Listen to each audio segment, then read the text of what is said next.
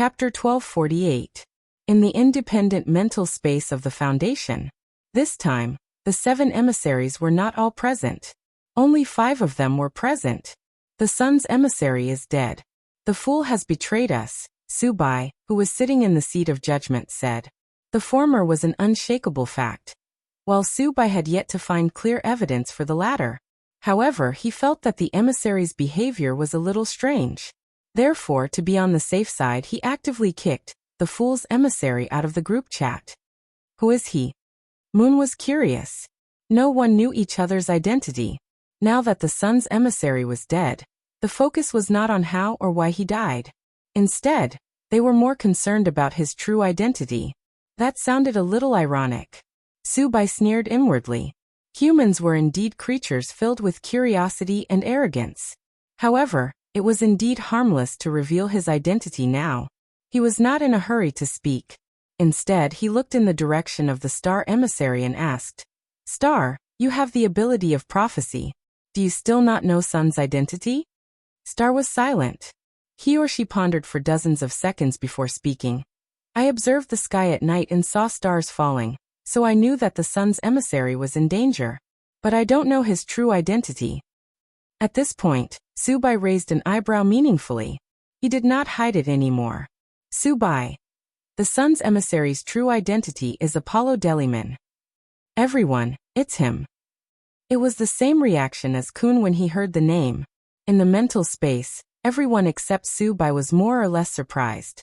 Moon observed a moment of silence for the emissary. She made a praying gesture. He's a good man.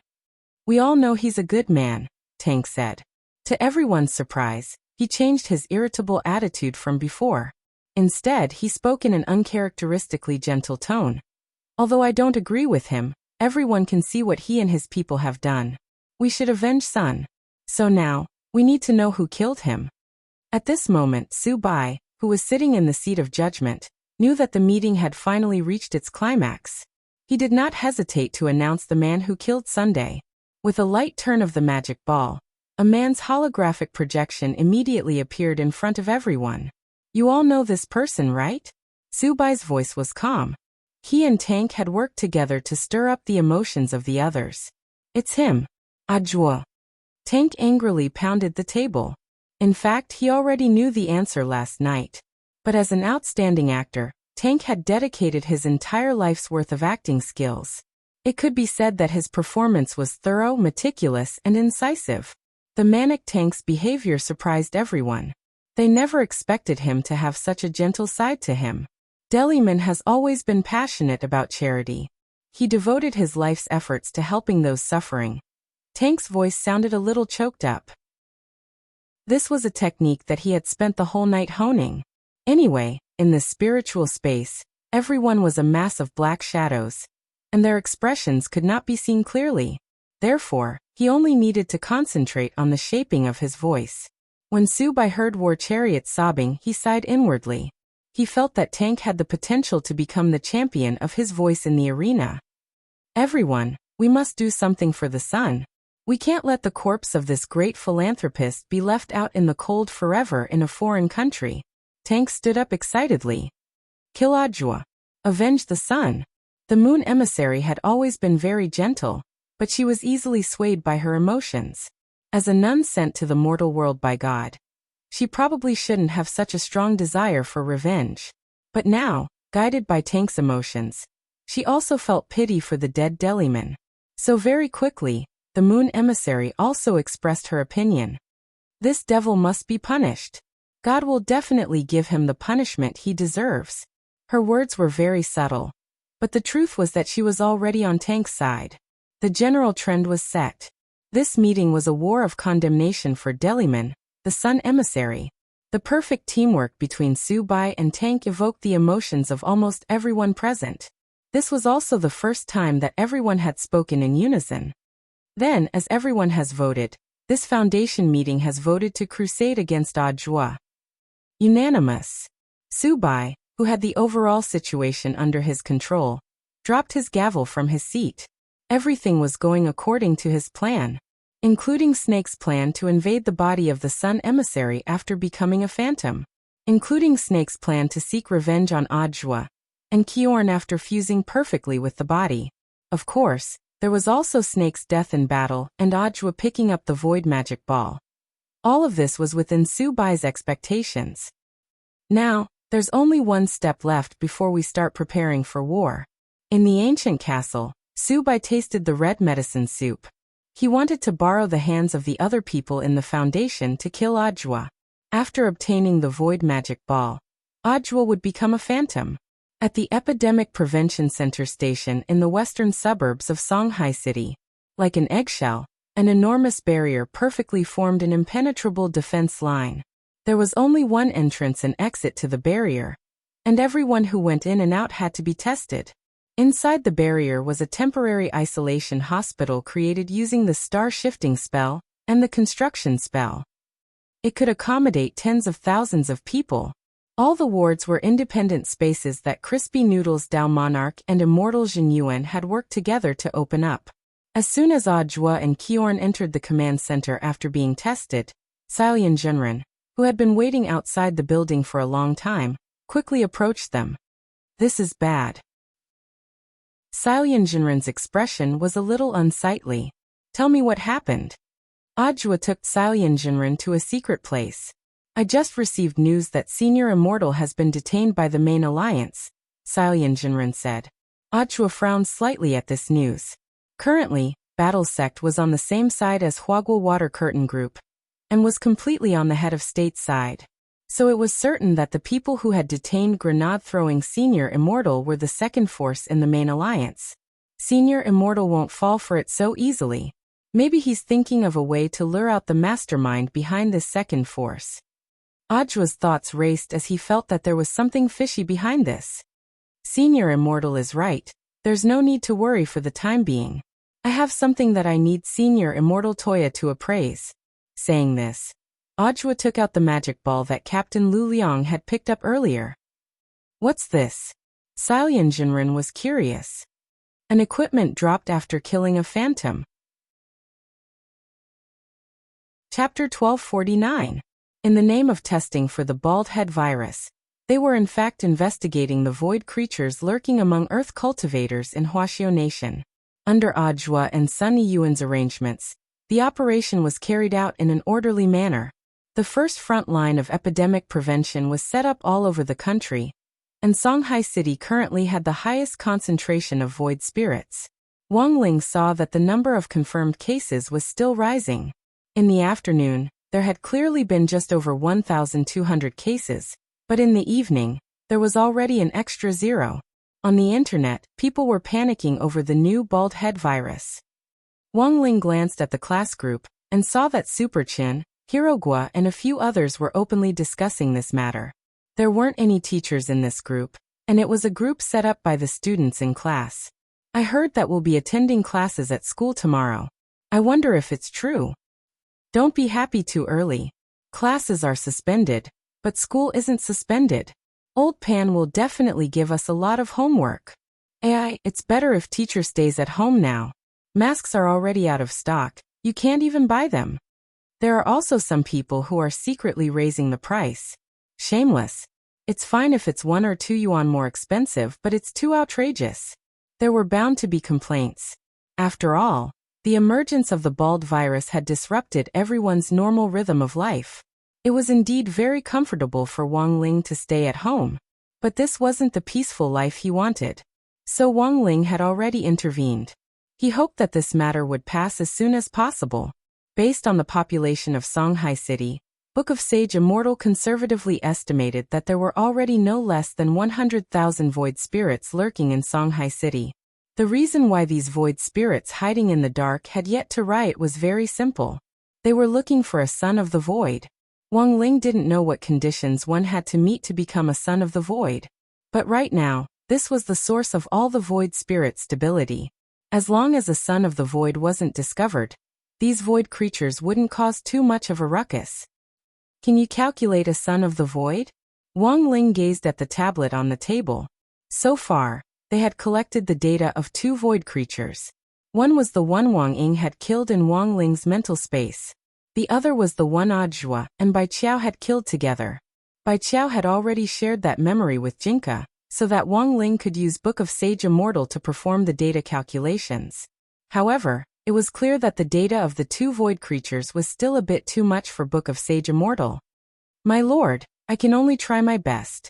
This is my first time learning about the creatures at the gate of the void, so I don't know much. Okay. Wang Ling wanted to laugh in his heart. To be honest, he rarely saw Book of Sage Immortal being defeated. Among all the spiritual monsters that he had enlightened, only this iPad felt that it was intelligent.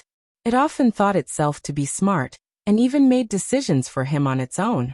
Thus, Wang Ling had long planned to send Book of Sage Immortal away. If it hadn't been for the invasion of the void this time, he would probably have sent it away by express delivery long ago. This time, the Book of Sage Immortal took a longer time to search. During this period, he also did a lot of other things. He did a set of 3-5 exercises. After he finished looking at the person he was chasing, he cast his monthly recommendation vote. He used the small amount of pocket money that Father Wang had embezzled to donate to a trustworthy charity. My lord, I've basically finished searching. Judging from the results of the search, the sons of the void that the hollow spirits are looking for are actually preparing for an invasion. There should be 2 real sons of the void. Both of them are the key to opening the gate of the void, and neither is missing. Book of Sage Immortal replied. What's the purpose of the invasion? Wang Ling asked telepathically. These hollow spirits thought they were superior to others, but wanted to invade Earth. To Wang Ling, this was unthinkable. There's a 37% chance that they want to occupy Earth. There's a 31% chance that they intend to transform Earth into a void farm to breed void creatures in batches for the hollow spirits to devour. There's a 23% chance that they want to use Earth as bait to disguise themselves as humans to lure other advanced creatures to attack Earth. They will then devour those advanced creatures in order to pursue a higher form of life. Judging from the memories of the 2 dead hollow spirits, the void creatures behind the gate believe that their current form isn't perfect, and that they can go one step further and evolve. There's a 9% chance that they want to attract the attention of the heavenly Tao. There's a less than 0.1% chance that they want to kill a certain short and mischievous author. Wang Ling, Book of Sage Immortal. But no matter what their purpose in invading is, opening the gate of the void is a crucial step that they must take. Because even the Lord of the Void doesn't have the ability to open the gate. No ability to open the gate? Lying on the ground, Loopy Toad laughed. Isn't the world behind the gate their home? Why would they dislike staying at home? Book of Sage Immortal. The world behind the gate is heaven for the hollow spirits, but after staying in heaven for too long, they'll always feel tired and want to go out in search of new stimulation. It's like the students who are stifled at home during the pandemic and look forward to the day they can start school. At home, they have to abide by the rules and regulations. Although they don't have to worry about food and clothing, they have to be careful every day. At the same time, they also have to be careful not to talk back to their elders. So going out is also a way for the hollow spirits to release themselves. This reason sounded a little real to Wang Ling. He felt that it was a portrayal of reality. Of course, everyone's thoughts were different. Some people might want to take a few more days off, while others wanted to return to school as soon as possible. But no matter what kind of thoughts they had, everyone's thoughts were the same. They hoped that this unexpected disaster would pass as soon as possible, so that everyone could live a safe and healthy life. Book of Sage Immortal. In summary, according to the information we've obtained so far, currently, there are 6 people who are most suitable to be chosen by the Arcane Church as children of the void. The probability of these people being chosen is 50-50. I still need more samples from the Arcane Church to verify this. Then Book of Sage Immortal reported the following 4 names. Some of them were people he had heard of before. Gao Tianming, the captain of No. 1 Devil Subduing High School, when our Lord participated in the 9 Dragon Mountain National Body Technique Competition. Jiang Xiaoche, Huagua Water Curtain Group Sunny Yuan's personal secretary. Xiang Haitao, general manager of Songhai City's Xiang Family Waste Recycling Technology Company Limited, Xiang Haihua's eldest son, and has a long-term partnership with Sunny Yuan. Yi Jiang, a freshman from the Divine Sword Academy, and also the team leader of the Nine Dragon Mountain Tournament. Sword Saint Yi Jianchuan's adopted son. They're all men? Loopy Toad noticed a key point. Book of Sage Immortal. Based on the information I've compiled so far, there's a high probability that both children of the void are men. But if we add in the probability of women, there's one person who is indeed more suspicious. Who is it? Wang Ling asked telepathically. Book of Sage Immortal. Huagua Water Curtain Group Sunny Yuan's eldest granddaughter, Lotus Sunday. Chapter 1250. Book of Sage Immortal's words actually reminded him of something. A so-called son of the void might not necessarily be a man, and there was a certain probability that Lotus Sun was a son of the void. After the Nine Dragon Mountain National Body Technique Exchange competition, Lotus Sun clearly hadn't been injured, but she was still heavily protected by the corporation. According to Old Antique, she would even take a break from school to recuperate for a period of time. Perhaps Old Man Sun had already sensed that there might be something wrong with her. But for now, this was just Wang Ling's speculation. After all, based on the current rankings, Lotus Sun had the lowest probability of being a child of the void. Therefore, the most important thing now was to collect more ethereal samples, so that the Book of Sage Immortal's calculations would be more accurate. Wang Ling already had a premonition that the envoys of the Foundation, who had been keeping silent behind the scenes, would soon appear one after another. After entering the spiritual space the last time, he had left a wisp of divine intent on each of the Foundation's envoys. Sure enough, as Wang Ling had expected, Subai was already suspecting him. Therefore, in the latest meeting, the emissary of the Fool was eliminated. Their next step in their revenge was to target Audiobook. At that moment, he looked at the peachwood sword next to his pillow. Although Bai Qiao was already in Audiobook's hands, Wang Ling felt that it would be safer to also send Jinka to Audiobook just in case. Sword Master. Hearing the call in Wang Ling's heart, Jinka's sword trembled slightly. Without another word, Wang Ling looked straight in Audiobook's direction. Jinka understood, and then swiftly turned into a streak of brown light and rushed out of the window. After Jinka and Bai Qiao combined, they would become Jingbai. Wang Ling had already witnessed Jingbai's fighting strength. Even the thousand-winged god could be killed with a single slash, let alone a mere ethereal. The truth was that Wang Ling had taken the initiative to give Jinka and Bai Qiao a chance to combine. The first time they fused, they had to adapt to each other so the fusion time wouldn't be too long. This needed to be polished over time. Now that this second opportunity was about to come, Wang Ling felt that Jinka and Bai Qiao's combination should last a little longer. A real man would only be able to last for 24 hours. As for Lotus Sun, Wang Ling felt that it wasn't appropriate for him to personally keep an eye on them at the moment. After all, Subai's ultimate target was still him. Between them, there was bound to be a battle of a slap. If he went to keep an eye on Lotus Sun, Subai would definitely be led there. At that time, everyone in the vicinity would suffer. At that moment, Wang Ling turned his gaze to Loopy Toad. Loopy Toad got up and yawned. Got it, I'll keep an eye on it. Loopy Toad had to help. The main reason was that he felt that Wang Ling had indeed been very tired recently. His little master still had to deal with exams and homework, and he also had to worry about the people and fight against the aliens, over there. It was really not easy. Elsewhere, Songhai City's western suburbs' first epidemic prevention station command center. While Audiobook was waiting for Immortal Toya's test ball results, he also received the first list from Wang Ling. There were only 4 people on the list, because he had already sent Loopy Toad to keep an eye on Lotus Sunday. Thus, it would be better for Audiobook to be fully in charge of the remaining 4 people, and it would be better to deploy personnel to keep an eye on them. As expected of Shifu, he was actually able to determine the approximate range of the Sons of the Void so quickly. Looking at the list, Audiobook sighed in his heart. Gao Tianming Jiang Shaoche Xiang Haitaoi Jiang. Next to him, Kun recited the 4 names on the list with a deep frown. This Yi Jiang sounds a little familiar, as if I've heard of him somewhere before. This is the adopted son of Blade Master General Yi Jianchuan. How does Mr. Kun know him? Audiobook's words were actually a test for Qion. He had already learned from Wang Ling about the relationship between Yi Jiang and the war-throne ambassador behind the foundation. Toy Dre. Audra wanted to test whether Kun knew anything about this. Kun's brow furrowed tightly. I once inadvertently saw this name on a file submitted by a colleague. That's right. I can't be wrong.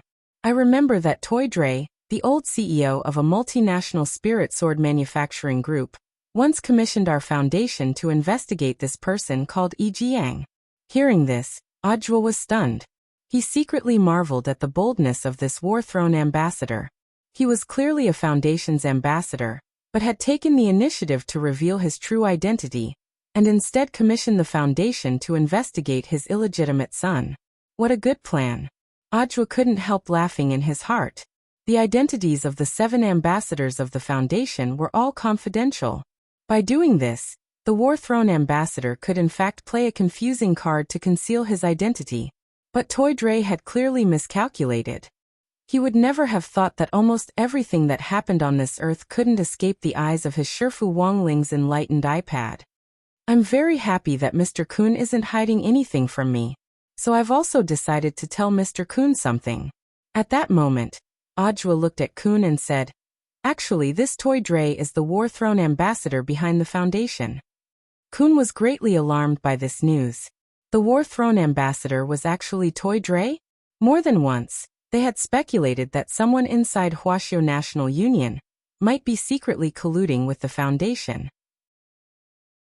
If Toy Dre was the war-throne ambassador, and there was a connection between him and Yi Jiang, and Yi Jiang himself was General Yi's adopted son. Looking at all the evidence so far, General Yi's suspicions were very high. He's a blade master. Kun found it a little hard to believe. Even as an outsider, he felt that all this was inconceivable. I know. Audra nodded. This was a person who had once made great contributions to Huaxiao Nation. He had outstanding merits and was loyal, and there was almost no possibility that he would betray the Union. However, a large number of facts showed that General Yi was indeed very suspicious. We only follow the evidence and facts. At that moment, Audra sighed emotionally. I'm also a fan of His Excellency Blade Master. I don't believe he would do something like that. But Mr. Kun, have you ever thought that there might be another possibility? When Audra said this, Kun was suddenly enlightened, and his blue eyes widened in astonishment. You mean? I suspect that Blade Master might have already been invaded by the void. Audra frowned deeply. This was the only reasonable explanation he could think of at the moment. But if that was the case, the situation would become very troublesome. Given General Yi's own battle strength, coupled with the power of the hollow spirit in his body, he might be even more astonishing than snakes. The key was the way they had handled General Yi. Given Blade Master's realm, the hollow spirit that had invaded his body wouldn't be as easily shaken as it had been with Teacher Lu from number 60 high school. Given that he wasn't completely confident that he could force the hollow spirit out of his body, Audra could only think of one way, and that was kill Blade Master. Chapter 1251. Killing the Sword Saint was a decision made out of desperation. But whether or not he had the courage to carry it out was another matter. This was a matter of great importance, and Audra didn't dare act rashly. Furthermore, Senior Immortal from the Union had been detained, so the second wave of power in the Union was represented by Blade Master. Given Senior Immortal's strength, it was impossible for him not to have sensed General Yi's abnormality. It was likely that they were still in the middle of negotiating. At this point, the situation gradually became clear, and Audra now began to understand why the head of state had chosen Huagua Water Curtain Group. The fact that one of the 10 generals had been invaded by the void was a serious matter of utmost secrecy. If the head of state had chosen to act directly, it might have exposed this matter even more quickly, or even blown up. Once it got out, some unscrupulous media in the border country would exaggerate, add fuel to the fire, and create a story out of nothing, which would definitely cause a certain degree of panic. Thus, this matter could only be handled coldly by a third party. It was just that the head of state had overlooked one thing, and that was Battlesek's variable. In this silent war, Battlesek's blade had not only directly disrupted this barbed wolf inside the Union, it had also disrupted the rhythm of the entire foundation. But the head of state didn't stop Battlesect. The fact that Battlesec could form an alliance with Huagua Water Curtain Group so quickly meant that it had probably received the head of state's instructions behind the scenes. This was good news. It proved that the head of state still had a positive attitude toward Battlesec's current joint operation with Huagua Water Curtain Group. Mr. Joie, what should we do next? Seeing Audiobook frowning in thought. Even if he didn't say it now, Guillaume could imagine the tangled web of relationships behind it. Stay here and wait for the results, Mr. Guillaume. Once the Magic Ball's investigation report comes out, find a way to let me know, Audiobook said as he looked at Guillaume. Then where are you going, Mr. Joie? My Sherfu deduced that the Foundation will definitely come looking for me for revenge. I have to get out of here quickly. Because of Snake? I'm afraid so. Audiobook nodded. Judging from the information provided by Wang Ling's Sherfu, the Foundation's envoys were on their way. Tonight at the earliest, tomorrow morning at the latest, the experts dispatched by the Foundation would all arrive. After saying goodbye to Snake, Audiobook returned to the place where his dream had begun. Songhai No. 60 High School. Tomorrow, all the schools in Songhai City would be closed for 3 days, and all the teaching staff would be evacuated. Now that the school was empty, it was the perfect place to fight. At that moment, Audiobook held Jinka in his left hand, and Bai Qiao in his right. He sensed the immense spirit power emanating from the sword, which was like a tsunami of stars. After carefully sensing it, Audiobook actually saw the endless dazzling Milky Way ribbons. Although he had only heard Sherfu Wangling talk about it once, after experiencing it for himself, he indeed couldn't find any words to describe this enormous power. Lady Bai Qiao, sorry to trouble you. Before stepping into the teaching building, Audiobook waved his hand, and Bai Qiao flew into the air. The cage of the scabbard was ready, and he would not let any of the offending enemies leave alive. Those who offend my Huaxiao nation will be punished no matter how far away they are. Then he went to the headmaster's office and sat in Headmaster Chen's seat. Who knew if Headmaster Chen, this stingy guy, had predicted that there would be a battle at No. 60 High, but he had actually removed everything from his headmaster's office, not even leaving the water dispenser behind. Looking at the empty headmaster's office, Audiobook could only wait by the window. At around 10 o'clock in the evening, an unfamiliar aura stepped into No. 60 High from the school gate. There was an irritable smell in this aura, and Audiobook could smell gunpowder from afar. The streetlights in the school square illuminated the figure of a man. It was a man with a snow-white beard. His posture was straight and tall, and his body was burly. He was at least 2 meters tall. Toidley. Audiobook stared at the man who had suddenly appeared in No. 60 High School Square. He checked the information which Book of Sage Immortal had given him on his phone, and confirmed that the man in front of him was indeed Toidley, the War Throne emissary. At that moment, standing in the square in heavy metal armor, he looked like a Western knight. The light from the streetlights reflected off his armor, and it gave off an incomparably thick, metallic glow. As expected of the War Throne emissary, you were actually able to calculate my position. Although Audiobook had been certain from the beginning that the Foundation definitely had a way to find him, he was still a little surprised to see this War Throne emissary appear. It was the Star Emissary who calculated your position. Toidley laughed. By killing the Sun Emissary, you have offended the entire Foundation. Do you think you can get away with it? In fact, your actions are also a declaration of war against the League of Nations. Apollo was a good man, and indeed didn't deserve such a fate. Audiobook stared at Toidley and sighed. It looks like you don't know what on earth happened to Apollo. Toidley shook his head, and had no intention of listening to Audiobook's explanation. I've long heard of your reputation, but it turns out that you're not far from what I imagined.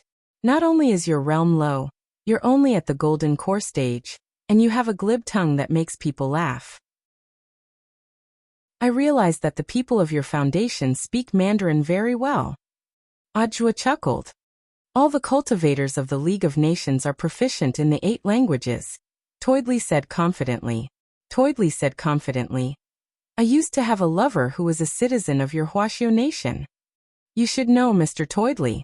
The lady you're intimate with gave birth to a son for you. Audiobook stared at Toidley. He didn't intend to beat around the bush, and directly laid his cards on the table. You even investigated this foreign illegitimate child. What does that have to do with you? Toidley snorted. I'm warning you, Ajwa. This has nothing to do with me. I've done everything to ensure your safety. It's that scheming woman who wanted to cling to me. That's why this accident happened. That's right. It must have been that woman who poked a hole in my little umbrella. She was the one who seduced me. Ajwa's face gradually turned gloomy at these words. Do you know, Mr. Chariot? What I hate the most in life is people like you who shirk responsibility and don't take responsibility. Ajwa raised Jinka and pointed the tip of the sword at Toidley. You are indeed my senior in cultivation. But whether or not a person can shoulder the responsibility has nothing to do with age. Do you think you can kill me with a wooden sword? Toidley sneered. Wrong, I'm not going to kill you. Ajwa shook his head. I'm going to completely destroy you, soul and body. Chapter 1252. Even if Toidley said he looked down on Ajwa. But in reality, from his furrowed brows, it could be seen that he did not take this battle lightly. Apollo Liedman, the sun messenger, had died at Ajwa's hands. Tank couldn't help pondering how Ajwa had defeated the sun emissary, when there was also a huge disparity in their realms. As a swordsman, Tank unsheathed his silver greatsword from his waist. The full name of his sword was Silver God of War, or Silver God. Tank's expression was unperturbed. After his experience fighting the hollow spirits, he could now tell whether a person had been infected by the hollow spirits from their aura. Of course, this method might not be completely accurate. However, the war chariot's aura was stable, and its breath was filled with dense spiritual energy. There was a clear difference between him and the inhuman snake. Thus, the chances of the war chariot being infiltrated by the hollow were very low. But Ajwa still felt a little uneasy. He stared at the greatsword in Tank's hand that emanated thick silver radiance and frowned slightly, instinctively sensing that something was not right. Your sword. Ajwa felt that there was something wrong with this silver greatsword, but he couldn't put his finger on it. Anyone can talk big. Today, you will die for sure. The star emissary calculated that I have a 95% chance of winning this battle. At this moment, Tank was wielding the silver greatsword. He raised it high and slashed in the direction of the academic building. The 10-meter-tall silver sword chi slashed out, creating an earth-shattering sound. The ground was split in two. The entire school building was cut in half in an instant, and then it collapsed, the rubble and debris splattering everywhere.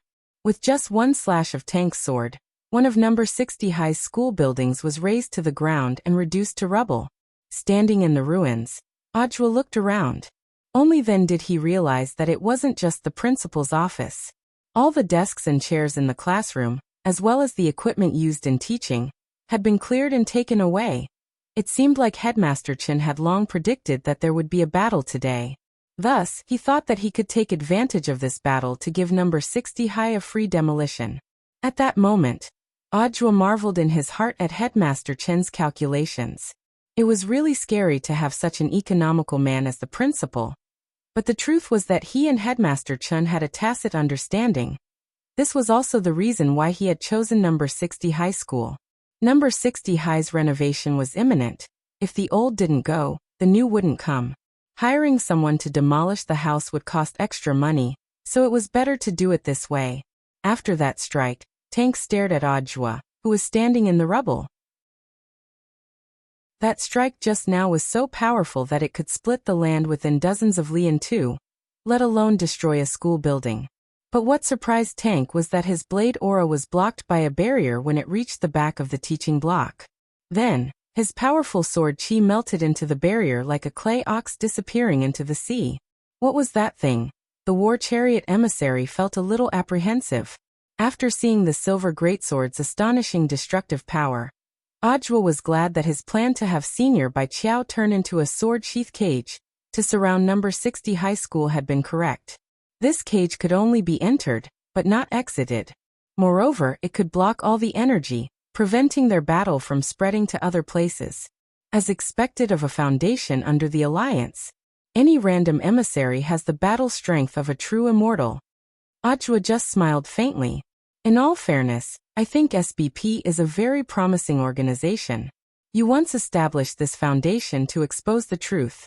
But now, you've deviated from your original intentions and have become an organization that buries the truth. If everyone in your organization was like Mr. Klein and had the sincerity to pursue the truth, there wouldn't be so many problems now. Hearing this, Tank was blank and didn't say anything. Indeed, he couldn't refute Audjua's words. But in this world, people would die for wealth, just as birds would die for food. Who could be completely virtuous? Now that the world is suffering from the disaster of the Void invasion, the foundation that was supposed to expose the truth has chosen to pretend to be deaf and mute. Let me ask you, Mr. Tank, do you know nothing at all? The so-called true immortal is just a name for a realm. You call yourselves immortals, but you may not have the strength of an immortal. Audjua's words finally caused Tank's expression to change drastically. In a few words, Audjua had already poked at Tank's sore spot. You say I'm not an immortal? I actually say I'm not an immortal. He was so angry that he was almost trembling, as if he had suffered some great humiliation. His furious gaze pierced through the silver helmet and landed directly on Audjua's face, making him feel a little itchy. Audjua, you're definitely going to die today. The next moment, Toydre took a deep breath. He brandished the silver greatsword and then abruptly thrust it into the ground.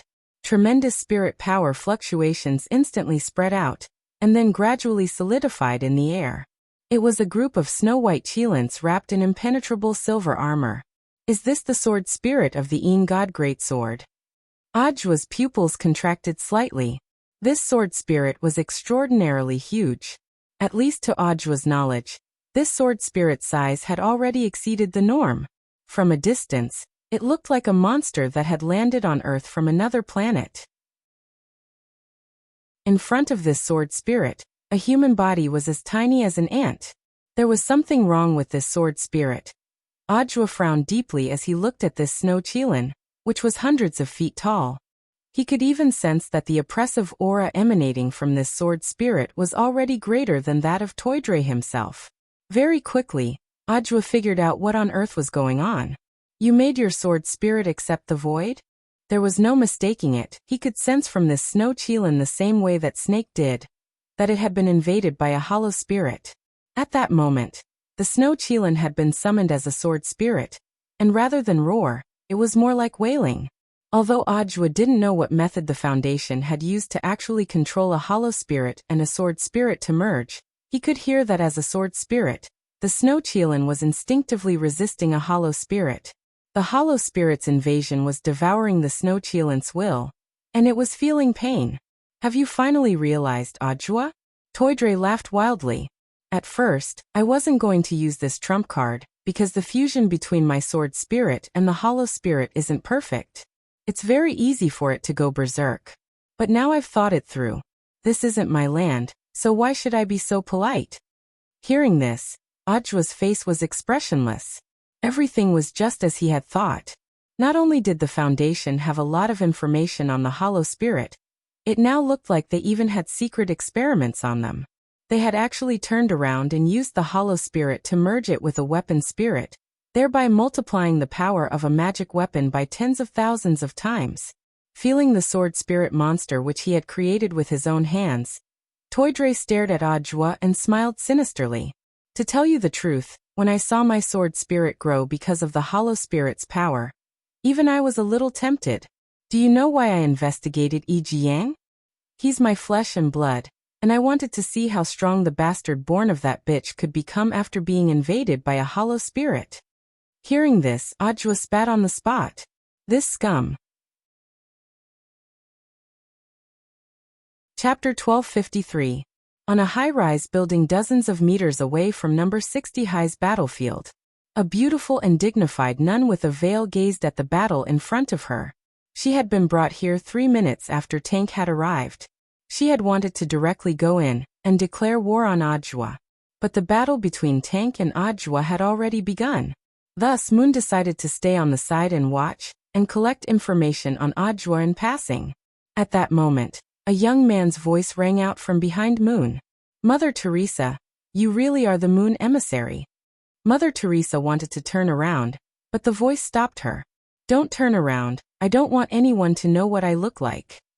said the young man. Judging from this sexy and magnetic voice, this was probably a good-looking young man. Teresa obeyed and didn't turn her head. She smiled slightly. Let me guess your star. Only you can calculate who I am. Smart woman, said the voice behind her. At that moment, the star emissary was hiding in the shadows. He was the third person to arrive. After calculating Moon's position, he had come here of his own accord to watch the battle with Moon. Moon. Tank said that you gave him a 95% chance of winning? Star. That's right. Moon shook his head. But I don't think his battle will be easy. He's even using his trump card now. It's a semi-void magic artifact formed by fusing a hollow spirit and a sword spirit. This is something the Foundation is still experimenting with. Someone has to put it into practice. I still don't think it'll be a problem. At that moment, Star's expression was still calm. How about this? I'll calculate his chances of winning again. How long will it take? Very soon, 2 minutes will be enough. Abandoning his wife and son, experimenting with a sword spirit whom he had given birth to and had absolute trust in him, and not even sparing his own son. By the time Tank said his lines, Audra was already furious. He was trying hard to suppress his anger. He couldn't let his emotions affect the battle at hand. For scum like Tank, killing him with one sword strike would be letting him off too easily. Moreover, Audra was still thinking about how to save Silver God. Although the Snow Kirin had obtained unparalleled power due to the invasion of the void creatures, it was also suffering a great deal of pain. Right now, the Snow Chilin was like a balloon that was already at its limit. It could explode at any time. But to Tank, the Silver God Greatsword was perhaps as meaningful as the women he had played with. Even if it was broken, it was just a matter of replacing it. Open the gate. At that moment, Audra exhaled slightly. In the morning, he had already used the spiritual energy of 6 reservoirs to increase his level. And now he was playing the same trick again. Raising his cultivation level was also to increase the strength of his physical body. This was to ensure that his physical body would not be affected by the huge impact and collapse in the next attack. It's actually the Heaven's Path divine art. An excited smile appeared on War Chariot's face. Audra didn't disappoint. And he now knew why Sun had died at Audra's hands. However, this kind of increase in realm was only temporary. The biggest taboo was to fight a protracted war. So when War Chariot saw Audra use 33 Path Primordial Chi, he had already made up his mind. That was to attack first, and if things went south he would choose a delaying tactic. Once Audra's temporary increase wore off, he would counterattack. Unfortunately, this was a wishful thinking. Audra had no intention of leaving anything for War Chariot. At that moment, Audra spread out his right hand, and the peachwood sword in it lit up with brown spirit light. Little by little, it attached itself to his entire body. When Jinka's sword chi enveloped Audra's entire body, the outer layer made of sword chi was like the iron scales of battle armor, which appeared piece by piece on Audra's suit jacket. This sword, looking at this scene, War Chariot couldn't help sweating. The peachwood sword that he had previously looked down upon actually brought him a huge sense of oppression at this time. Involuntarily, War Chariot felt the armor on his body actually start to become heavier. It wasn't because the armor had become heavier, but because the pressure on his mind had increased. This was very much like a natural spirit beast's stress response when it encountered its natural enemy. The spirit will become tense in an instant. Then his breathing would become heavy. Sweat would start to ooze from his body. Even incontinence, Audra, holding this mind-shaking peachwood sword, walked toward War Chariot step by step like a zenith heaven golden immortal descending from the sky.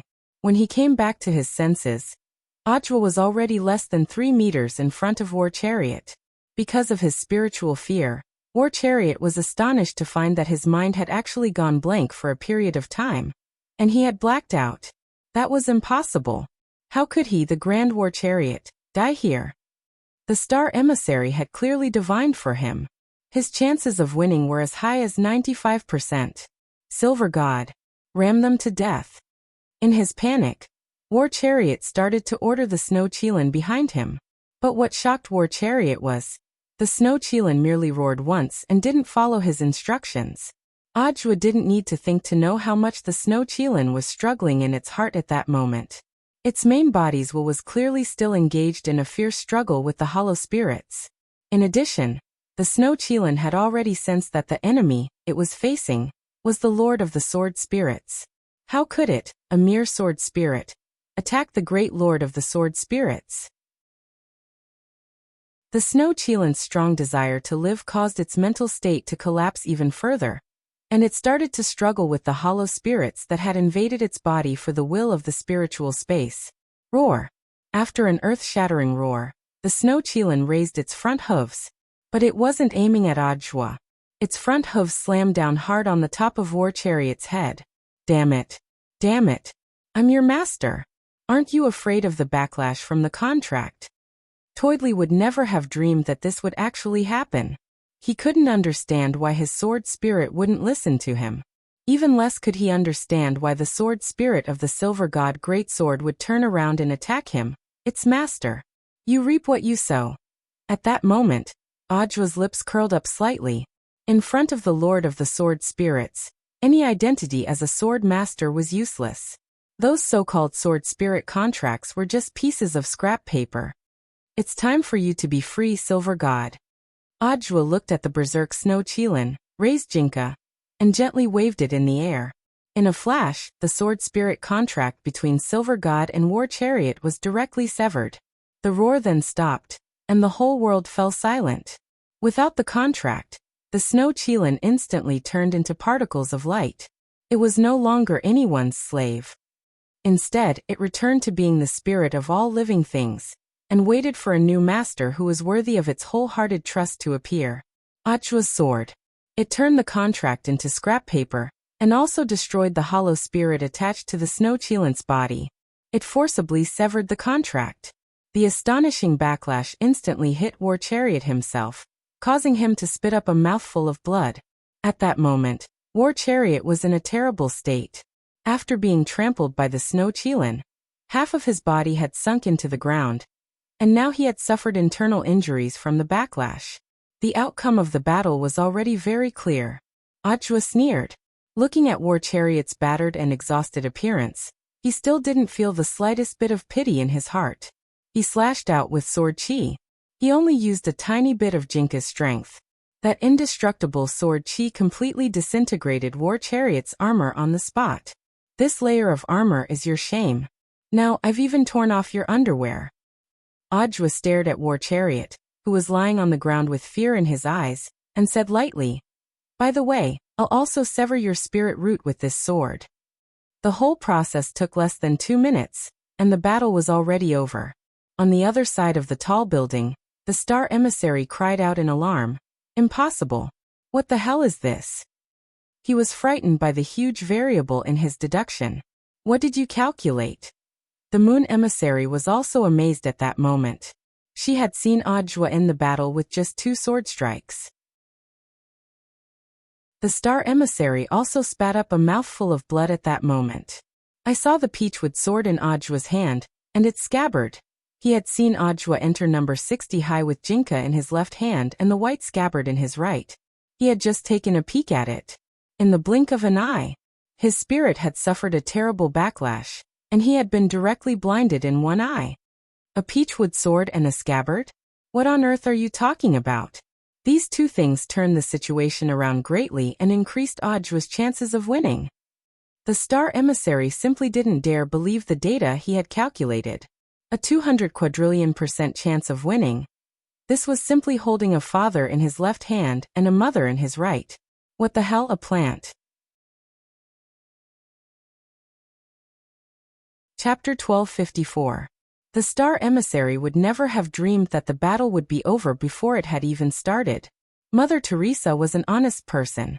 She had in fact already heard the sound of Star vomiting blood, but remembering that Star had told her before not to look back, she stayed where she was and didn't move.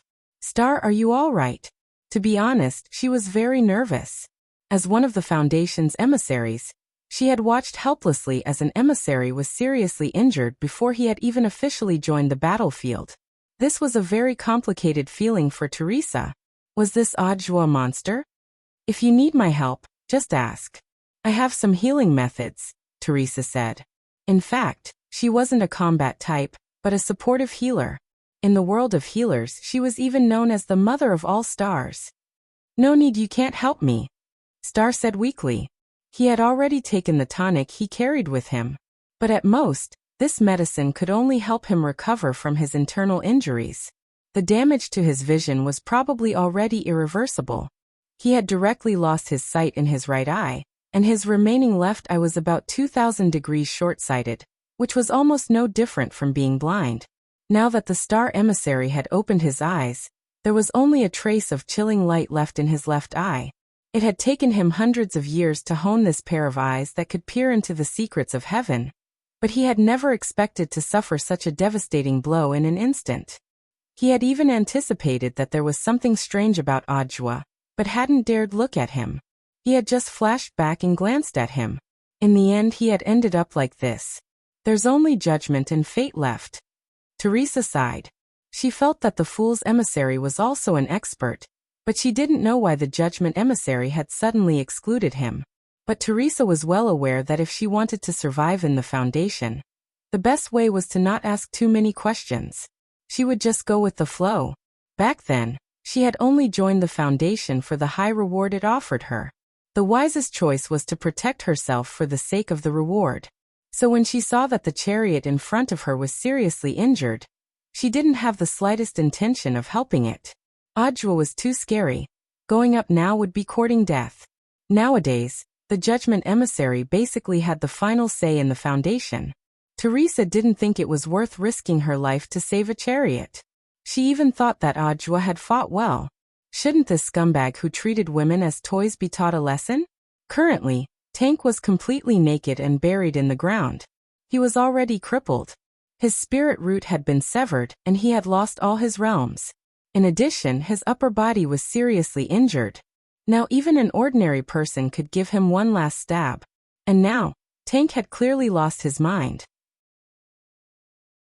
The double blow to his body and mind made it impossible for him to accept everything that was happening in front of him. I'm an immortal. I'm really an immortal. He kept muttering these words as his eyes lost focus. After this incident, Tank would probably spend the rest of his life in a mental hospital. Audiobook felt that this was the best punishment for such a person.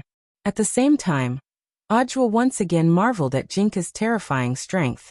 To be able to sever one's spirit root without harming one's life, apart from this sword spirit master, there was probably no other sword spirit in this world that could achieve such accuracy. If an ordinary cultivator's spirit root were to be severed, they would definitely die. At that moment, Audiobook heard a few scattered claps from outside the school gate. He raised his head and saw a man in a black cloak approaching him from the direction of his line of sight. The man clapped his hands as he walked into number 60 high school. He took off his big hood, and Audiobook saw the black mask under which the word fate was written in red. Judging from the color of his hair, he seemed to be an Asian. Book of Sage Immortal had sent Audiobook almost all the information on the Foundation's emissaries, including the Judge Su Bai. But Book of Sage Immortal was still investigating this fate emissary. At that moment, the fate emissary had appeared. Audiobook was also speculating about his identity. Judging from the color of his hair, he seemed to be an Asian. Are you from Huaxiao? As expected, Director Zhuo is smart. The voice of the fate emissary under the fate mask was clearly altered. It seemed that this fate emissary was hiding his identity. I never thought that not all of the Foundation's emissaries would be foreigners, said Audiobook. Jinka in hand, he was ready to fight. Audiobook, are you here for Tank for revenge? Then let's begin. Let me say this first. I'm not here for Tank. I'm fighting for myself. The fate emissary said. Before Tank came, I already expected this situation. It's just that it's going to be a little more tragic than I imagined. Listening to Fate's words, Audiobook somehow felt that this person's tone was familiar, as if he had met him before, but he couldn't put his finger on who the other party was. You say you're fighting for yourself. Audiobook wasn't in a hurry to make a move. He wanted to get more information out of Fate. I've taken a fancy to your wooden sword. If you give it to me, not only will you avoid a fight, you'll also be able to save your own life. Wearing the Fate mask, He said this very calmly. Unlike Tank and Snake's boundless conceit, it was as if victory was truly in his grasp. Snake and Tank both died at my hands. Are you confident that you can beat me? Audua looked at him. Like Tank, this fate emissary's aura was pure and hadn't been invaded by the ethereals. But with the experience of fighting Tank, Audua was also wary of the magic weapons that fate might use. The people of the Foundation were a bunch of lunatics. God knew if fate had injected the ethereal into its magic instrument or not. Don't worry, I'm not like a despicable person like Tank. I'm truly capable. The fate emissary stepped forward at that moment. He then took out his weapon, which was an emerald green bamboo.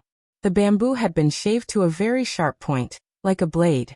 Under the faint light, its entire body exuded a luster similar to that of amber glass. Audua was instantly on guard. The greatest truths were simple. The simpler a weapon looked, the more unparalleled its power might be. Wasn't the peachwood sword in his hand such an existence? Do you know the Sword of Destiny, Director Joie? At that moment, the fate emissary raised his head and looked at Audua. I have a feeling that the Sword of Destiny in my hand might come from the same place as the peachwood sword in your hand. As soon as he said this, he vanished into thin air. In a flash, he appeared behind Audua in the blink of an eye. You're slow to react, Director Joie. But it's also fate that you were stabbed by me. As soon as he said this, the bamboo sword instantly pierced through the sword chi wrapping Audua's body and stabbed him in the kidney. Audua felt as if a foreign object had invaded him from behind, and blood dripped down the tip of the bamboo. It actually pierced through Lord Jinka's sword chi. Shocked, Audua clenched his teeth and pulled his body out of her. No, not pierced, but ignored. At that moment, Jinka's voice rang out inside Audua's body. Ignored sword chi? What on earth is this? Hearing Jinka's words, Audua was even more astonished. Jinka's voice was calm. It's fine. When Bai Qiao and I combine, we can beat it. Were they finally going to combine? Audua nodded. Enduring the pain of his kidney being pierced, he sheathed the peachwood sword. Chapter 1255. Audua believed that there were very few magic weapons in the world that could ignore sword chi, let alone Jinka's sword chi. Being hit by the bucket kidney was indeed painful, but fortunately, it did not directly injure his vitals. At that moment, the peachwood sword's sword chi gently flowed into his wound and healed it. The kidney was a man's key, and this envoy of fate was vicious. Fortunately, he had Jinka's sword chi to protect him. So Audua felt that he could still be happy for the rest of his life. Buzz. When Jinka and Bai Qiao became one again, an astonishing sense of oppression swept through the area. The youth dressed in a snow-white fur coat seemed to have come from the Milky Way. Starlight sparkled on his body, and he was so clean that there wasn't a trace of dirt or filth on him. He was like a king who had arrived on the stage, insufferably arrogant. This was Lord Jingbai. Audua looked at the figure in front of him in astonishment. At this moment, the young man's feet were off the ground and he was suspended in the air, staring at the messenger of fate before him expressionlessly. He snorted disdainfully. Trash like this is not worthy to see this king's lineup. I didn't expect that I would force you out in the end. To his surprise, this envoy of fate seemed to know Jingbai's identity. The moment he saw Jingbai appear, the pressure was clearly on fate's side. But for some reason, Audua felt that this envoy of fate seemed a little excited. Boom. The next moment, Destiny's aura suddenly surged. It was as if a fountain of energy had erupted from his body like a volcano. Audua was surprised. What surprised him was not the sudden increase in aura, but the sword Dao behind this sudden increase in aura. If his judgment was correct, what Destiny was using was General Yi's famous, boundless sword Dao. His true identity was that of a sword saint? Audua was astonished. Although he felt that this person was familiar from the beginning, he still felt that this was not the sword saint's style. At this moment, the fate envoy, who had activated the limitless sword Dao, laughed maniacally as he forcefully withstood the pressure. At the same time, he used the sword of destiny in his hand to predict where he would attack next. Audua, next time, I will pierce through your heart. This is all fate's arrangement. Then the fate of Ben in high-speed movement. His figure once again disappeared from Ajwa's sight. This was a sword technique he had never seen before. First, a preview, then a precise implementation of the content of the preview. It was another incomparably mysterious angle. The bamboo, known as the Sword of Fate, cut in from an angle that Ajwa hadn't expected. Like the last attack, it ignored the defensive barrier of sword chi, and was aimed at Ajwa's heart. Jingbai shook his head, but he was faster than fate. The bamboo sword was only a few centimeters away from his chest. He directly attacked and circled behind Ajwa's back. He held the bamboo sword with his index finger. There were only a handful of swords that could ignore his sword chi. There was only one sword that Jingbai could think of. The messenger kept calling his bamboo sword the Sword of Destiny. But in fact, the true name of this bamboo sword spirit was Advance. The prophecy. A sword spirit that was born in the same place as him. He had even competed with him for the position of the sword spirit master. But in the end, he still won the throne by an overwhelming margin. Even Jingbai hadn't expected that their second meeting would actually be here. Is this the new master you've found? Jingbai's face was expressionless as he mercilessly criticized the messenger of fate in front of him. You're really too inferior. On the other side, after stabbing out, Fate tried to pull the bamboo sword away, but found that his sword was firmly stuck to it by a tremendous force. The disparity in strength made it impossible for the Sword of Fate to escape Jingbai's grasp. Get lost, this is Fate's arrangement. Jingbai sneered. He returned the words of the messenger of fate without changing them. A sword light shot out of Jingbai's fingertip and traveled along the bamboo sword. This sword light was just a billionth of Jingbai's strength. But it was so fast and strong that it was far beyond what Fate could have imagined. Not good. At that moment, Fate gritted his teeth. He realized that he had to let go of the bamboo sword. But it was too late.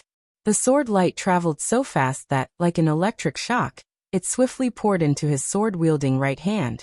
In the blink of an eye, a crushing sword intent poured directly into Fate's right fingertip and crushed everything into powder along his finger. Fate reacted swiftly. He knew that he couldn't resist such a ferocious sword intent at all. The next moment, he gritted his teeth and used the finger sword in his left hand to cut off his entire arm along his right shoulder.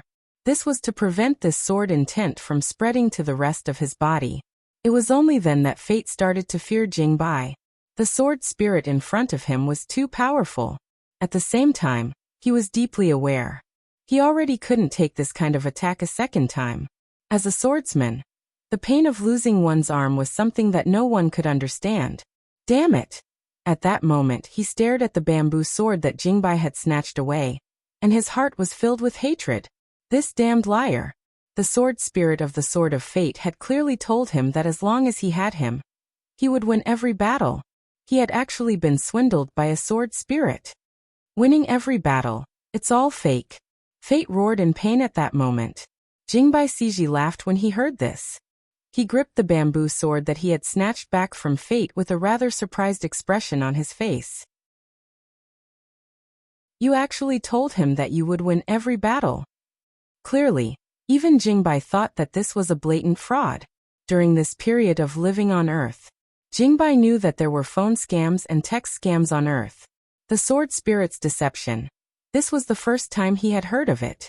The bamboo shook slightly in Jingbai's hand, as if in response to his question. Ajwa felt that after this Sword of Destiny fell into Jingbai's hands, it would be a different story. She was extremely obedient. A few seconds later, after knowing the truth, Jingbai raised his head and stared at the envoys of fate in front of him, who were dizzy with rage. He didn't lie to you, Jingbai said. From the very beginning, the forecast was very clear. He is below one spirit but above 10,000 spirits. He is victorious in every battle. Realization instantly dawned on Ajwa. It turned out that this messenger of destiny was too excited when he picked up the heaven-defying bamboo sword, and only heard the last 4 words. 10,000 battles, 10,000 victories. Listening to the whole sentence, it was indeed not a scam. Above all living beings, with this as a prerequisite, it could indeed be described as 10,000 battles and 10,000 victories. But perhaps even Zhu Jian himself would not have thought of it. The new master he had decided on. He had actually directly led him to the only man he couldn't beat. Sure enough, all of this had been arranged by fate. Take off your mask, fate. At that moment, Audra looked at the man in front of him who was deeply involved in the sword spirit's deception. He felt that this envoy of fate's true identity was either he was Blade Master, or he was someone who was very close to Blade Master. Could it be evil sword god? But this guy was still playing landlord in prison. Chapter 1256. Audra actually always had his own answer to this envoy of fate's speculations. The number of people in this world who understood the limitless sword way was very limited, and the number of people who understood the sword way and could use it skillfully could be counted on one hand. Judging from the proficiency of the emissary of fate, his understanding of limitless sword Tao had already reached the acme of perfection. Apart from Blade Master, he really couldn't think of anyone else who was so proficient in this technique. Although Yi Jiang had displayed this sword principle in the National Body Technique competition, however, there was still a gap between a beginner and a well-practiced one. So, after ruling out the possibility that the envoy of fate was Yi Jiang, Audra could currently only think of one person. Jingbai folded his arms and blew lightly. Bang. There was a bang. The fate emissary's fate face immediately cracked and turned into fine powder. After seeing the other party's face clearly, Audra took a deep breath. It's really you. These 4 short words already proved that Audra's idea was completely correct. Sword Immortal Fan Rue. Back then, the man who was said to be dead but left behind a bunch of mysteries. In reality, the battle sect had also obtained some evidence to prove that the Sword Immortal was not dead. At that time, Audra had come to a basic conclusion. Back then, Sword Immortal Fan Rue put on a great show to help his disciple overcome his mental demons. For many years, the only person in the know, Evil Sword God's senior brother Yi Jianchuan, had been keeping this secret. After that, Sword Immortal Fan Rue completely vanished without a trace. He was like a cloud of smoke that evaporated from the world, disappearing without a trace. The last time he had seen Sword Immortal Fan Rue was in a book called Cultivation Sword Tao History. He saw the black and white photo of Sword Immortal Fan Rue recorded in the history books. Who would have thought that after so many years, he would actually see him in person, and under such circumstances at that? I never thought that after disappearing for so many years, you would actually join the Foundation.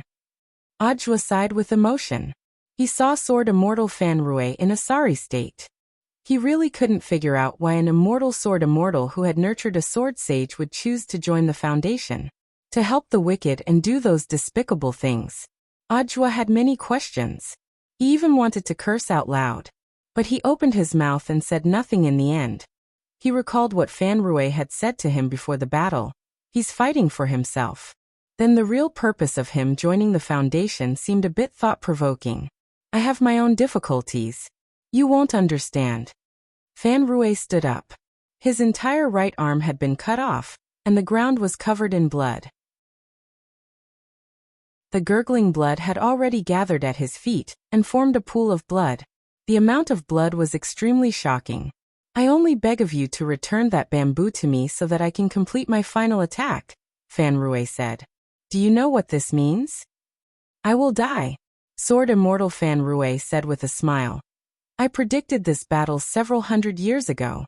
For that, I must join the Foundation. It's just that I didn't expect the owner of the world's #1 sword to be you. Then you're mistaken. I don't have the ability to become his master. Audra smiled bitterly and gave Jingbai a look. Jingbai snorted, and with a flick of his finger, the bamboo sword flew straight back to Fan Rue's feet. It doesn't matter if it's you or not. I still want to thank you for giving me the chance to challenge you. Fan Rue picked up the sword with his left hand. He was grateful that the bamboo sword had accompanied him on this path. At the same time, Fan Rue was well aware that his behavior wasn't something that ordinary people could understand. But it didn't matter. He had been fighting for himself all this time. At that moment, Sword Immortal took a deep breath and was ready for his final attack. Boundless Sword Tao all out. As soon as he said that, powerful sword chi surged out of Sword Immortal's body. For a moment, the ground around Fan Rue was hit by the sword chi, leaving dozens of deep ravines. This sword chi almost blotted out the sky and the earth, like a raging tsunami. Ajwa was astonished by such an astonishing amount. The man in front of him was indeed as strong as written in the history textbook he had read, and there was nothing exaggerated about it. However, this strength was only limited to the strength on earth. No matter how strong Sword Immortal Fanrue's aura was, it was still just a drop in the ocean compared to Jingbai. The next moment, he roared and charged forward. He was as fast as lightning. In a short period of time, Fanrue used the power of boundless sword Dao to turn the bamboo sword in his hand into thousands of them. He had actually transformed sword intent into thousands of them. At that moment, all that was left in Ajwa's heart was astonishment. If Jingbai wasn't here, even if Ajwa's reservoir was all out, he might not be Fanrue's match. Faced with the thousands of bamboo swords that were about to reach him, Jingbai simply flicked his sleeve to create a sword barrier in front of him. The brown spirit sword barrier turned into a solid shield that kept the thousands of bamboo swords at bay, preventing Fanrue from getting any closer. The disparity in strength was still there. If this goes on, you'll die from the backlash. Jingbai looked at the man in front of him. In fact, he also didn't quite understand the other party's actions, which were like moths flying into a flame. Perhaps for someone who had pursued Sword Dao all his life, dying under the world's #1 sword could be considered a kind of romance? Jingbai was expressionless. He acted according to orders and didn't have the slightest bit of mercy for Fanrue. On the other side, Fanrue was also doing his best to use the bamboo sword in his hand to take a step forward. The tip of his sword extended forward at a speed of a few millimeters, which could almost be described as minuscule. Ajwa didn't know what on earth Fanrue's objective was. As time passed, he saw that Sword Immortal Fanrue's body was already starting to crumble under the pressure of the sword barrier's backlash. Starting from the fingertips of his left hand, it turned into fine powder little by little. I've already won this battle. A few seconds later, Fanrue laughed heartily. This man had completely disappeared from the face of the earth. It wasn't until then that Jingbai's pupils contracted. He already understood the real reason why Fanrue had challenged him like Kwafu chasing the sun. In a sense, that's indeed the case, Jingbai said expressionlessly. What does Lord Jingbai mean? Ajwa didn't understand. Fanrue clearly has a stronger sword Dao, so why does he keep using his disciple's famous technique in battle? Jingbai said.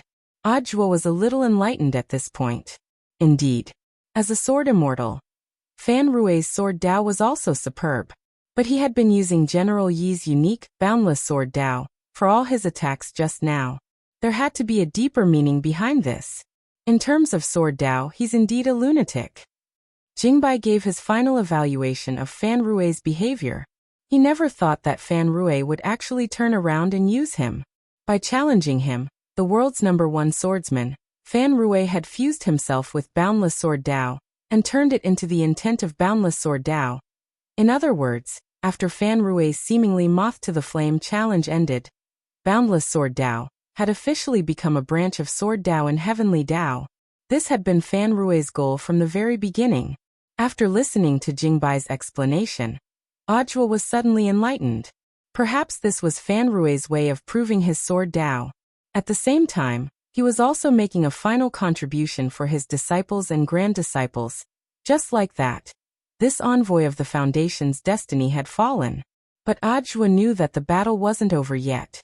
President Bai, I know you're here. Come on out. At that moment, Ajwa turned his gaze in one direction. In the air, a young man with a devilish smile on his face stepped out of the crack. Chapter 1257. In some sense, Ajwa felt that President Bai was his Shifu's lifelong enemy. But this lifelong enemy was more miserable. Almost all of his life had been slapped to death with just a few slaps. Ajwa didn't know how many blows President Bai had appeared in front of him at that moment. He didn't know how many blows his Shifu could take. Ajwa stared at the young man who had come back to life in front of him. He was dressed in a black noble robe with a red moon pattern, and a pure black belt wrapped tightly around his slender waist, making him look tall and straight. His every movement was full of the air of a Western aristocrat. Before being invaded by President Bai, This young man had been called Michel, and was the owner of Castle of the Dark Knight. It could be seen that although President Bai had become a hollow spirit and invaded Michel, he hadn't abandoned Michel's original elegant and noble temperament. At that moment, he gripped his cane and stared in Aujua's direction as he sneered. The former Michel no longer exists. There was nothing left of the former President Bai. The one standing in front of you now is a new me. My name is Su Bai. An elegant and magnetic male voice rang out. Su Bai didn't speak.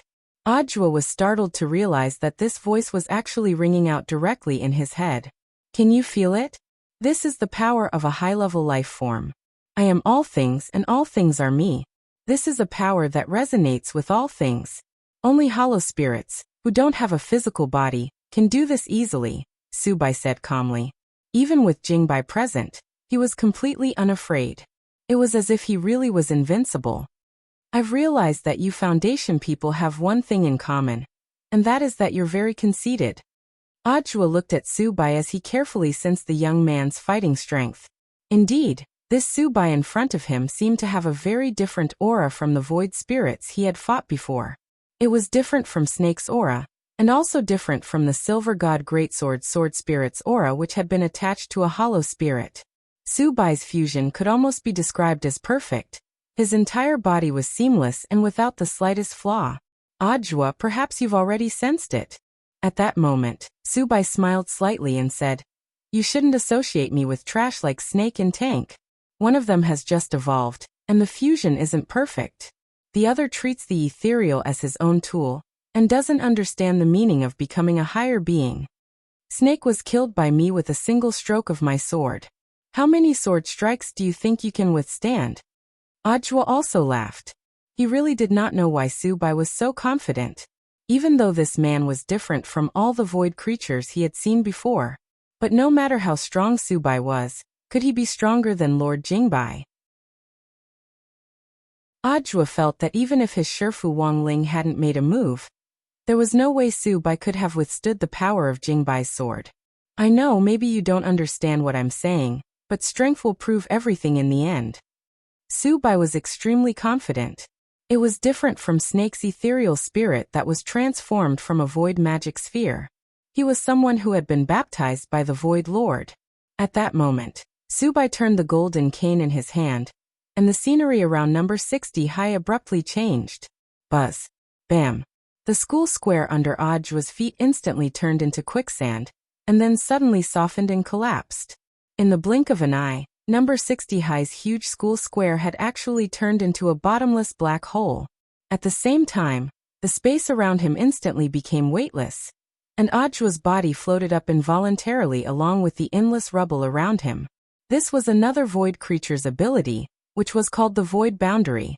It was similar to the intrinsic spirit field of cultivators on Earth.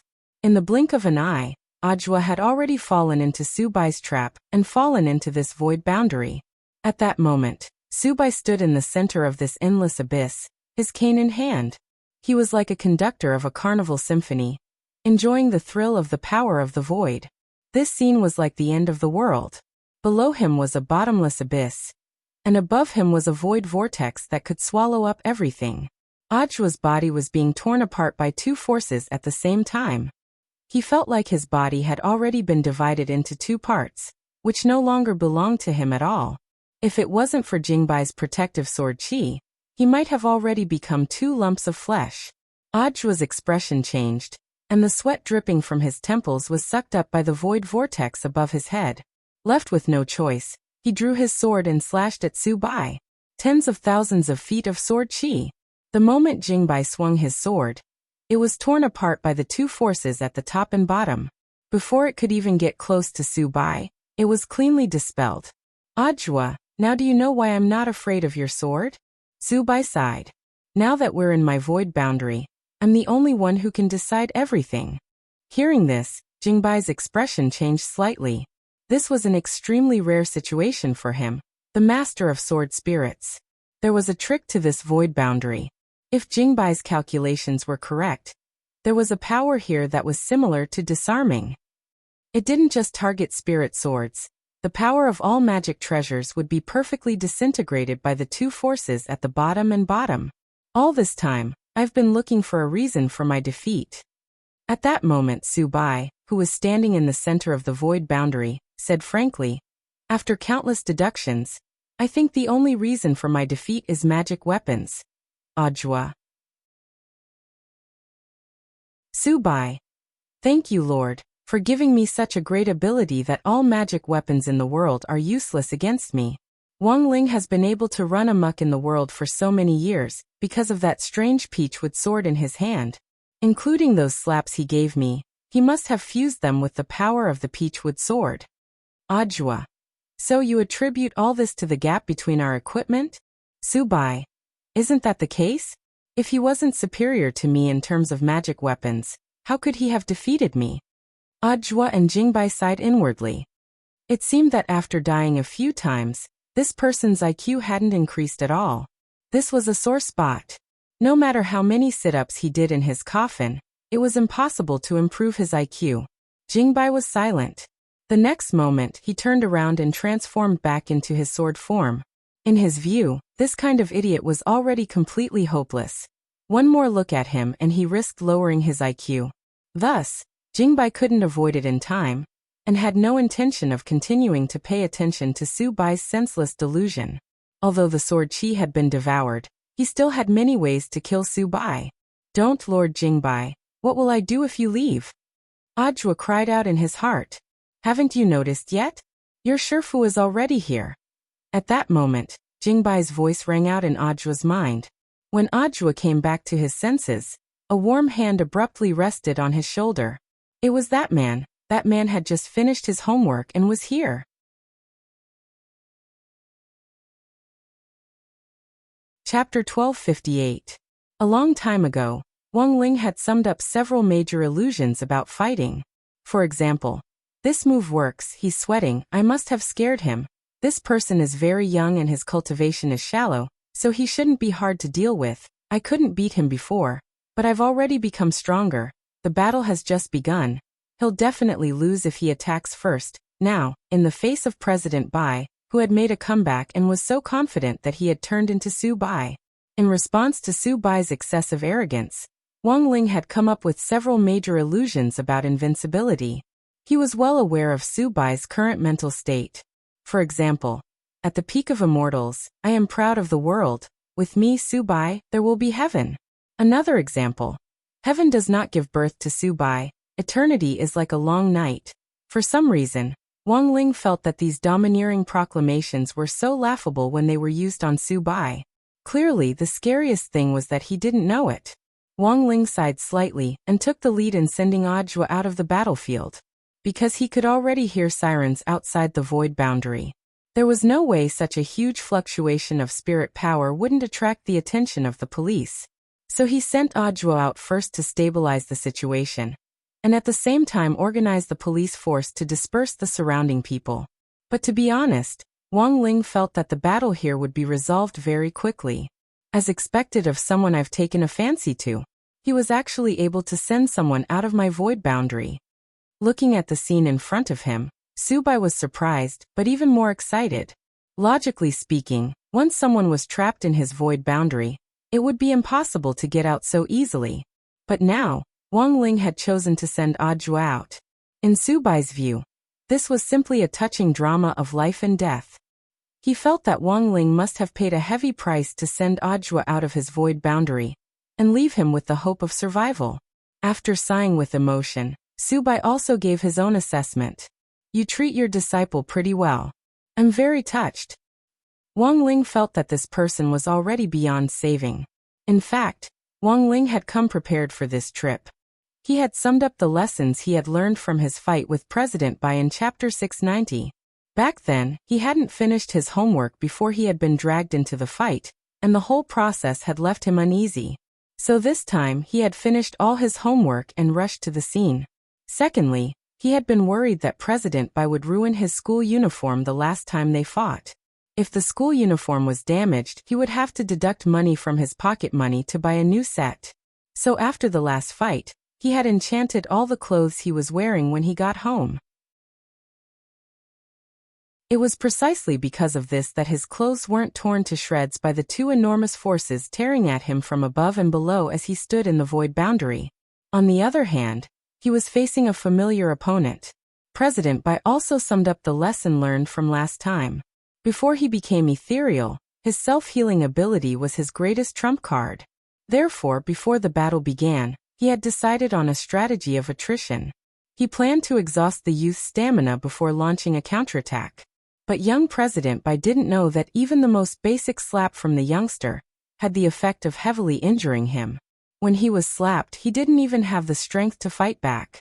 Therefore, in this battle, after he evolved into White Void, he came up with a new strategy, which was to use his advantage as a void creature to suppress the enemy with firepower.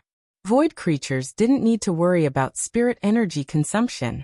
Their energy source came from the void, and the void's energy source was inexhaustible. At that moment, the two of them stood alone in the void boundary. After looking at each other for a few seconds, they each had their own thoughts. Grasping his cane, White Void raised his sleeves, and an endless mass of void energy appeared in the void. These energy masses of various sizes appeared almost instantaneously around Wang Ling like the giant abyssal mouth of a prehistoric beast, and he was instantly surrounded so tightly that not even a drop of water could escape. For a moment, Wang Ling felt like he was trapped in an ocean ball. Wang Ling opened his king's eye, and the three-petaled golden lotus in his eyes bloomed, giving his pupils the color of a black hole. A tremendous devouring ability began to manifest. At that moment, Wang Ling's king's eye turned into the mouth of a giant beast, which sucked in all the energy nearby. In the face of such a dense mass of void energy, this was the best solution Wang Ling could come up with. If he forcibly destroyed it, even the aftershock from the explosion would be enough to destroy Songhai City. Casually dispelling his move, White Void's mind went blank again, just like the last time. He had already become a more advanced life form. Perhaps even White Void himself didn't realize it, but fine sweat had already started to trickle down his forehead. The other party could actually absorb all of his void energy with just his strength? No, that was impossible. At that moment, White Void turned his cane again in disbelief. He had an inexhaustible supply of void energy, and he didn't believe that Wang Ling could devour his energy endlessly. So troublesome. On the other side, Wang Ling could only repeat what he had done last time, and use the king's eye to absorb the energy again. Although Su Bai was overly conceited, he had actually guessed one thing correctly, and that was that the king's eye's capacity was in fact limited, and it was impossible for it to absorb energy endlessly. Once the space was full, Wang Ling had to find a way to release the energy stored in the king's eye. But at this rate, it would actually take a long time for it to be full. Bored to death, Wang Ling stood in the middle of the field and watched White Void's boring performance. After observing for a while, he was already a little impatient. Thinking of the online classes he had to take tomorrow, Wang Ling's heart was instantly filled with complicated emotions. This was the so-called suspension of classes didn't stop. Even if Wang Ling was at home, he still had to take online classes. Not only that, the school had also stipulated that every student had to record a learning video and send it to the class group. This undoubtedly added a lot of trouble to Wang Ling. This way, he couldn't let the two gremlins pen and eraser do his homework for him. And wasn't the main culprit behind why he was stuck at home taking online classes, because of this White Void standing in front of him? As the saying went, every debt had its debtor. In that instant, Wang Ling, who had to take online classes the next day, could no longer suppress his urge to slap White Void to death. Like the last time, he walked toward White Void step by step. But compared with the last time, White Void had indeed become stronger. Wang Ling couldn't guarantee that he wouldn't be able to directly kill him with one slap. But he still walked up to White Void and raised his hand. White Void sneered. All physical attacks are useless against me. The moment your slap hits me, it will be completely swallowed up by the void. Slap. In the next moment, a solid slap landed on White Void's face. White Void's head was completely detached from his body and disappeared. This was just an ordinary slap. But it didn't seem to have achieved the effect that Wang Ling had hoped for. He sensed that White Void's aura hadn't completely disappeared. Sure enough, in the next moment, White Void's head grew back. Wang Ling understood what was going on at this scene. It turned out that the head wasn't a vital point. It looked like he would have to change his next slap. The error-free chapter of the daily life of the Immortal King will continue to be updated on Green Bean. There are no advertisements on the site, so please bookmark and recommend Green Bean. If you like the daily life of the Immortal King, please bookmark. The daily life of the Immortal King Green Bean updates the fastest. Chapter 1259. The moment Wang Ling's palm touched Su Bai's cheek, the warm and familiar touch instantly passed through the pores of Su Bai's face. Had the swallowing of the void failed? The moment he felt the pain, Su Bai asked this question in his heart. In fact, this wasn't the result of Su Bai's swallowing failure. Based on Wang Ling's current understanding of void creatures, the swallowing effect did indeed block all physical attacks and even magic attacks. However, Su Bai had missed out on something. That was when Wang Ling didn't use magic attacks. All of his normal attacks, including the slaps, were all true damage. So it wasn't that the swallowing of the void had failed. But from the very beginning, Su Bai had been too confident in his abilities as a void creature. But compared with the previous few battles, Wang Ling had to praise President Bai for being a lot steadier in his style. Su Bai hadn't been able to kill the other party with this slap, because President Bai had left something up his sleeve. This was another ability that Wang Ling had never seen on other void creatures. Su Bai called it Void Redemption. There was an inexhaustible source of energy behind the Void Gate, and this move drew on the power of the void behind the gate to reconstruct the damaged part of the body when it suffered a fatal blow. Before coming here, Su Bai had been extremely confident in his chances of winning this battle. But he had still left something up his sleeve, and had used the power of the void to customize a lot of human organs in advance, so that he could transfer them to Wang Ling at any time. Unfortunately, because of his confidence in this battle, Su Bai had only prepared a backup plan, and didn't have too many. He had calculated that if Wang Ling fought him, Wang Ling might slap him in the face, so he had prepared 5 heads in advance to replace them. Now there were only 4 left, but judging from the youngster's stance, it seemed that the other party had already lost interest in Su Bai's face, and was going to hit somewhere else. It wasn't that he didn't have any other body parts, but he didn't have as many as the heads. How many times had it been? Was he going to fail again? Su Bai couldn't help lamenting in his heart, as he sensed the obvious gap in strength between them. He had clearly given up on his mortal human body, and evolved into a higher creature. Why? Why couldn't he beat this youngster? At that moment, Su Bai gripped his cane tightly, his palms already sweating. He had no other choice. He could only pray for the Void Master's help. The next moment, White Hollow's body began to change. He was trying to turn his body into a hollow spirit. That way, he would be able to control his body freely and teleport to wherever he wanted. Even if Wang Ling's slap could hit him, whether or not he could catch him was still a question. However, what shocked Su Bai was that, just as his body was about to transform, he was stunned by a terrifying suction force. Wang Ling's eyes again. That pair of eyes that seemed to be able to see through everything, penetrate the eternal night, and see through the boundless universe. The terrifying power of suction had the power to separate the false from the true. Su Bai's body froze on the spot. No form existed in front of the king's eye. In fact, all of this was Su Bai's own doing. He had become an ethereal.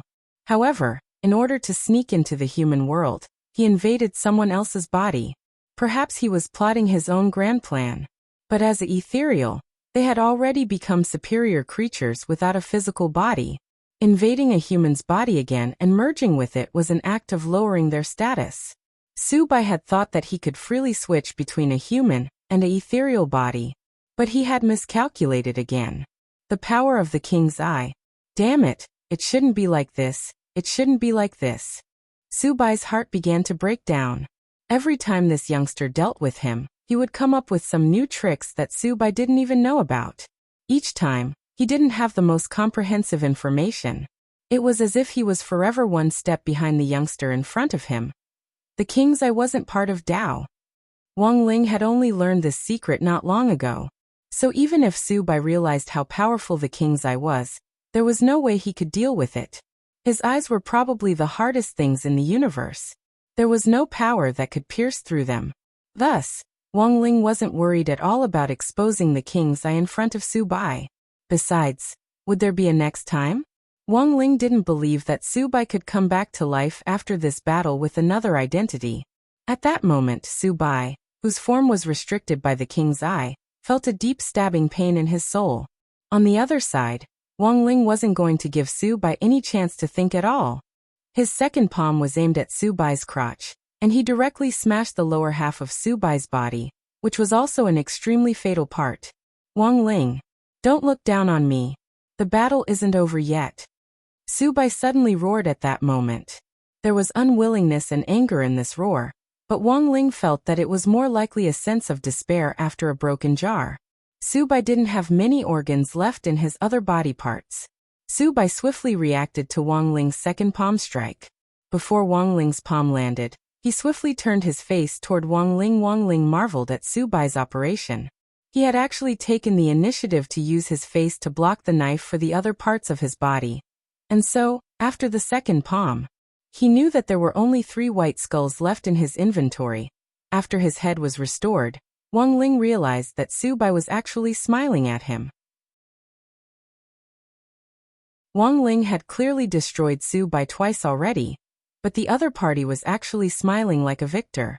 I never thought that I, Su Bai, would actually be able to withstand your second blow. Su Bai's words were laced with a deep sense of mockery. In Wang Ling's opinion, this person was probably already crazy. From the very beginning, Su Bai had stood in front of Wang Ling confidently, confident in his victory, and had threatened to kill Wang Ling. But at that moment, Su Bai had completely changed his attitude from before, and actually took pride in blocking as many slaps as he could. What a nerve-wracking and troublesome opponent. Wang Ling evaluated Su Bai in his heart. After a sigh, he sent a third palm strike towards Su Bai. This palm cut into the scorched area very craftily, and Wang Ling felt that this should be enough to end the battle. But just as his palm was about to touch Su Bai's face once again appeared precisely under Wang Ling's palm. Wang Ling, I told you not to look down on me. I've already bet that you'll attack from this angle. I still have 2 heads left. Although I can't beat you, at the very least, I can withstand your 4th palm. At that moment, Su Bai laughed maniacally. In this world, let me ask you, is there anyone who can withstand your 4th palm? Who else? For a moment, Wang Ling couldn't refute him. He felt that this person's head had been beaten out of shape.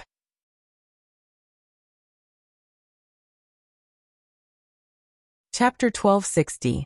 At that moment, Su Bai still had 2 heads left. For Su Bai, these were his last 2 lives.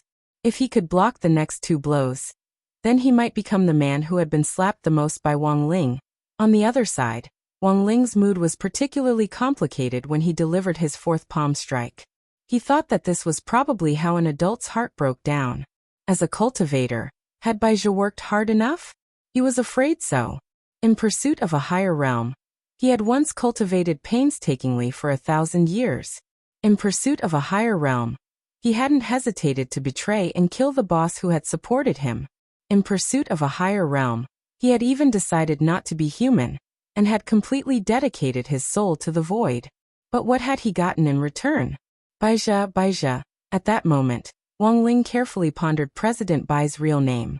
Indeed, in Wang Ling's view, all of this had been a waste of effort. Evil people would be tormented by evil people. In Wang Ling's view, President Bai's fate had actually been decided a long time ago.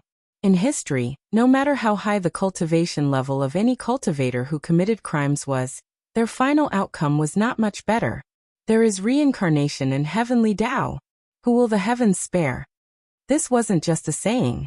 Those cultivators who committed evil deeds would eventually be devoured by the evil deeds they had committed. Wang Ling didn't intend to give Su Bai another chance to deliver a 5th palm strike. His face was still expressionless when he delivered his 4th palm strike. What Su Bai didn't expect was that just as he was calculating which part of his body Wang Ling's palm would land on, Wang Ling's palm, which was about to reach him, instantly became enormous. Like the 5 fingers of a Buddha, his enormous palm blotted out the sky. In an instant, his entire body was covered. Is it all over? At this point, Subai realized that this battle was probably going to be over. There was no way he could evade Wang Ling's fourth strike. He had clearly tried so hard, but he already couldn't escape death. It was over. Boom. The palm fell. President Bai, who had challenged Wang Ling again after advancing into Subai, was completely destroyed. Wang Ling's fourth palm strike wasn't an ordinary one. He had combined dozens of heavenly Dao spells, and even used Fate Dao and Divine Dao. His physical body and soul had suffered a huge blow. All of this was to ensure that President Bai was completely eliminated, and that there was no possibility of him being resurrected. Wang Ling's palm didn't just eliminate President Bai in front of him, because it had fused with the power of Fate Dao. Even President Bai from the other parallel worlds had been completely destroyed. From now on, Baizhi no longer existed in this world. After the battle, Wang Ling sighed to himself. After the incident with President Bai, he felt that he had gained a lot of inspiration. There was nothing wrong with a person working hard to make himself better. However, in order to make oneself better, one must build on the foundation of one's own efforts. Sacrificing the happiness of others to make oneself better was not called hard work, but a sin. Wang Ling sighed. He turned around and prepared to step out of the void boundary. But at that moment, Wang Ling suddenly noticed something he had overlooked. The situation was not as simple as he had imagined. Baizhi had been completely destroyed by him. Regardless of whether he was a church or an earthling, he no longer existed. Logically speaking, after Wang Ling had eliminated Baizhi, the void boundary he was in should have been automatically lifted. But the void boundary in front of him still showed no signs of collapsing. Even after death, can the void boundary still be preserved? Wang Ling was secretly amazed at how troublesome these void creatures were. Fortunately, he had been the one fighting Subai just now. If it had been anyone else, even if they had the ability to get rid of Subai, Wang Ling might not have been able to get out of this void boundary. So here was the problem in front of Wang Ling now. How to deal with this void boundary was a huge problem. The void boundary was a kind of domain ability of the void creatures. Since it was a domain ability, it definitely had something to do with the world behind the void gate. There's no other way. At that moment, Wang Ling frowned inwardly. If this thing was directly destroyed, it would probably create a very terrifying spatial tide, which would be similar to a black hole swallowing everything up. This would cause massive damage to the city he lived in. For now, Wang Ling's idea was to send this void boundary back to where it belonged, to its own place to go. At that moment, Wang Ling raised his sword fingers and silently recited a spell. In less than a few seconds, a huge teleportation formation was completed. This was one of the branches of the Heavenly Dao spell, Great Transmission spell. Return spell, which could return anything to its original owner, or even the world.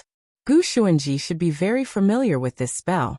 It was one of the spells required to cultivate as a keeper of order, and was usually used mainly to correct some space-time distortions. When space-time distortions took place, the creatures of many worlds would be teleported to and fro. Some people would see strange spirit beasts, vegetation, and even extraterrestrial creatures that had never appeared in their own world. Some of these phenomena might not be an illusion. 30 seconds later, the transmission began. It was accompanied by a golden beam of transmission light that pierced the sky. Wang Ling directly disappeared from Songhai City, along with the void boundary that Subai had left behind.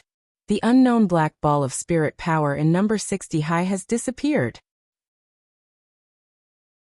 At that moment, a police officer who had been evacuating the nearby crowd said in a frightened voice, "With the void boundary gone, that tremendous sense of oppression also disappeared. The crisis had been averted." Some of the police officers hugged each other, while others directly collapsed to the ground in exhaustion. Although the pressure inside Subai's void boundary was the greatest, the pressure radiating from the outside was still very strong. Golden core cultivators working in such an environment could have a nervous breakdown at any time. But the more dangerous it was, the more they had to step forward. This was their duty. It was also their mission to protect the lives and property of all cultivators. Good job, everyone. Good job, everyone who went against the flow. As the temporary commander, Audiobook encouraged all the police officers who had bravely stepped forward. Looking in the direction of number 60 high school, which had already been completely reduced to ruins, he felt a little complicated. It had already been completely demolished. It looked like the construction team would be able to move in tomorrow and build a new school building, a new sports field, a new gymnasium, and the newest spirit gathering array. But Audiobook was also a little puzzled. The void boundary had indeed disappeared. Where had his Shifu gone? Meanwhile, elsewhere, when Wang Ling opened his eyes, he was already in a world full of light. This is... Wang Ling looked around expressionlessly. If his guess was right, he had probably been teleported along with the void boundary. Both of them had been teleported back to the world of the void. Was it you who killed Subai? At that moment, a deep and hollow voice rang out in the world. You are? Wang Ling had no respect at all. I am your great master of the void, the voice replied. Wang Ling.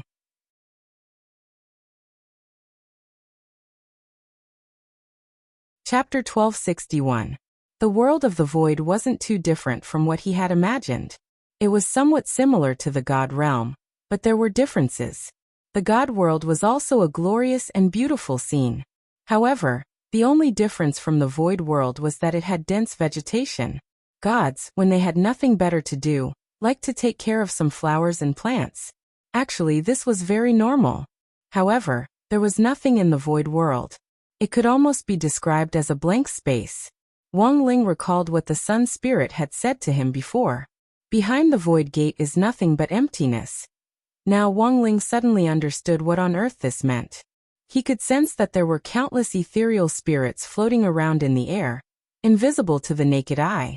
They were like mayflies in the depths of the sea. Even though they were densely packed, they seemed unusually small in comparison to the entire world. This is the void world. How is it? Are you tempted? At that moment, the Lord of the Void's words interrupted his train of thought. Wang Ling wasn't in a hurry to act. Even though the Void Master's tone made him feel uncomfortable, he didn't care. What was more, it had never been in his nature to make the first move. Never make the first move. This was one of the rules of the Cathayan military. After all, they had only just met, and the other party had not done anything to him. It seemed a little too overbearing to kill him. Join the void, become a citizen of the void, and you will be able to enjoy the taste of the pinnacle. The Void Lord continued. You can enjoy the lives of everyone here. You can even rule over your own world. Wang Ling was puzzled. The Void Master replied. It's mainly about thinking. The minds of the people behind the void gate are all connected. This time Wang Ling understood. It seemed that the spiritual life of the ethereal church was entirely reliant on fantasy. That's a little low. In any case, it was all fantasy. Wouldn't it be better to find a book to read? At this point, he didn't plan to stay any longer. He had thought that the Void Master would be very capable, but it turned out that he was just a king of lust. Wang Ling cast a spell with his hands, intending to use the return spell to bring himself back to his original world. To Wang Ling's surprise, the Lord of the Void had no intention of stopping them. In fact, it was the Void Master who had saved his life. It was just that before Wang Ling left, he left 2 words for him. I know that the imaginary world you think doesn't really exist. But have you ever thought that perhaps living itself is the greatest fantasy? These were the first words the Lord of the Void had left Wang Ling. Then he said, You've indeed killed White Void. The emptiness of the real world no longer existed. But this king wants to remind you that the emptiness in your imagination, you will never be able to destroy it. As soon as he finished speaking, Wang Ling's figure completely disappeared from the world of nothingness. After a few more minutes, the Void Lord's voice came from the silent void world again. What a shocking power. It took him a few minutes to compose himself. There was a reason why Subai lost. Even the Master of the Void was afraid of this terrifying pressure. I am your great Master of the Void, he had said at the very beginning. In fact, when the Void Lord said this, he already knew. After saying that, there was a 50% chance that the youth in front of him would slap him to death. But for the sake of his dignity as a king, the Void Master braced himself and tried. Luckily, Wang Ling wasn't angered by what he had said.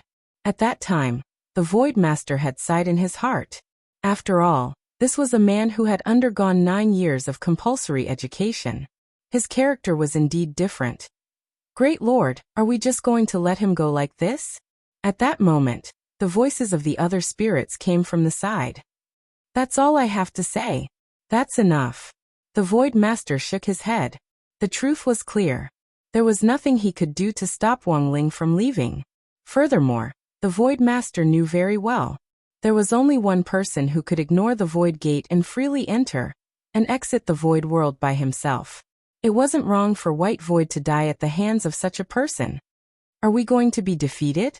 Nearby, many ethereal beings asked. The last 2 sentences I left him said it all.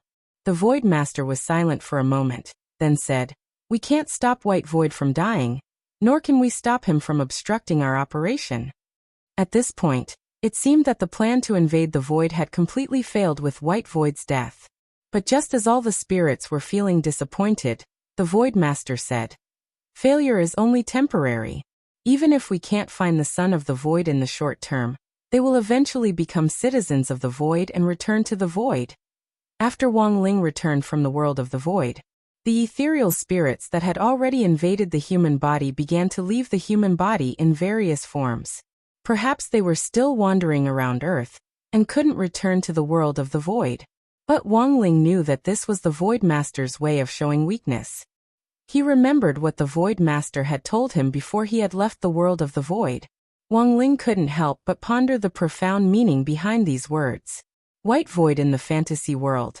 For some reason, Wang Ling had a bad feeling about this.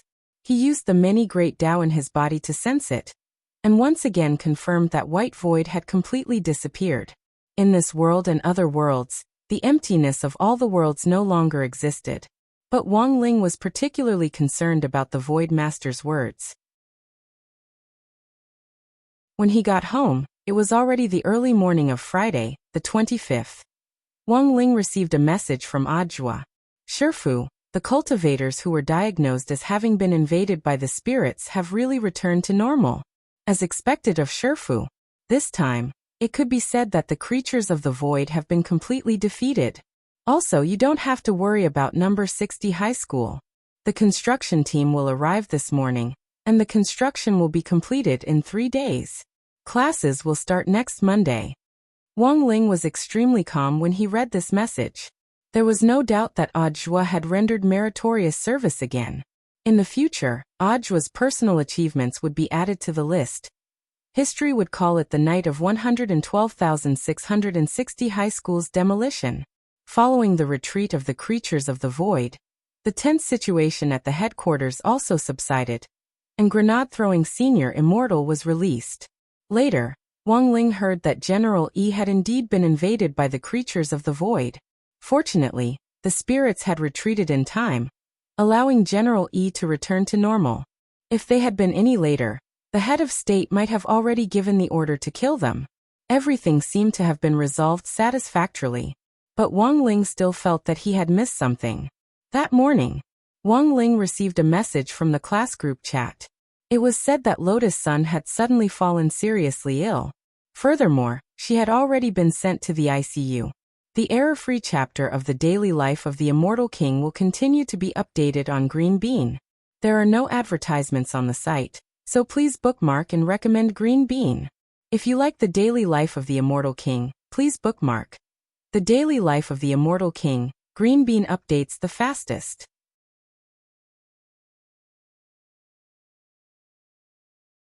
Chapter 1262. It was Hirogwa who first told him about it. Perhaps he had received some intelligence from one of his uncles, but he was extremely worried about her current situation. Then, as Wang Ling had expected, the class group exploded. Super-chan. What kind of feeling is this? Wasn't everything fine before? Hirogwa. Super-chan, don't talk, I'm scared. Super-chan. Su Xiao. It's strange. I just checked the lecture notes with Sun classmate yesterday. Her face was very good. He doesn't look sick at all. Hirogwa. I can't say for sure. My uncle said that Huagua Water Curtain Group organized an expert consultation last night, and all the famous doctors in Songhai City, who were free, were invited. Some doctors have just retired from the epidemic prevention station, and they rushed over as soon as they received the application. Do you have any specific information? What kind of illness is it? In the class chat group, everyone was very worried. They couldn't help with anything else, but with Huagua Water Curtain Group's financial resources, they probably wouldn't be short of money. The only thing he could do was to pray. At that moment, Hirogua frowned and typed again. Strange, that's the strange part. I heard that more than a dozen experts have already examined her, but they still haven't figured out what's wrong with her. The comments in the class group made Wang Ling frown deeply. After the 9 Dragon Mountain competition, he had visited Lotus Sun as a representative. He even secretly examined Lotus Sun's body. There were no obvious abnormalities on his body. There was no curse of the yin-yang death tribulation that Old Man Sun was worried about. Now as soon as the void retreated, Lotus Sun fell seriously ill. Wang Ling felt that there was something very fishy about the whole thing.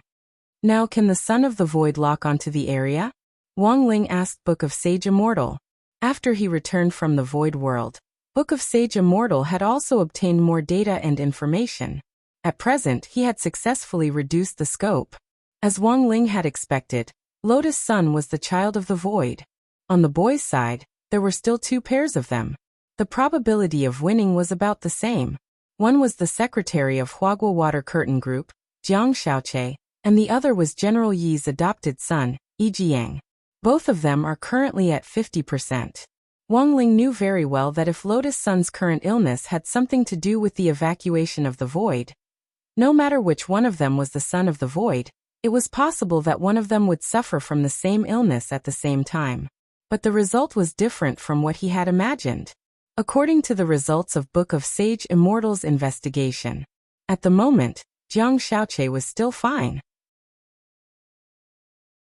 Although Yi Jiang was indeed in the hospital, the main purpose of his hospitalization was psychological counseling, and he wasn't suffering from a life-threatening serious illness like Lotus Sunday. There's no other way. At that moment, Wang Ling sighed slightly in his heart. He felt that the whole story was not that simple. There was something strange about Lotus Sun's illness. He had to trace it back to the source.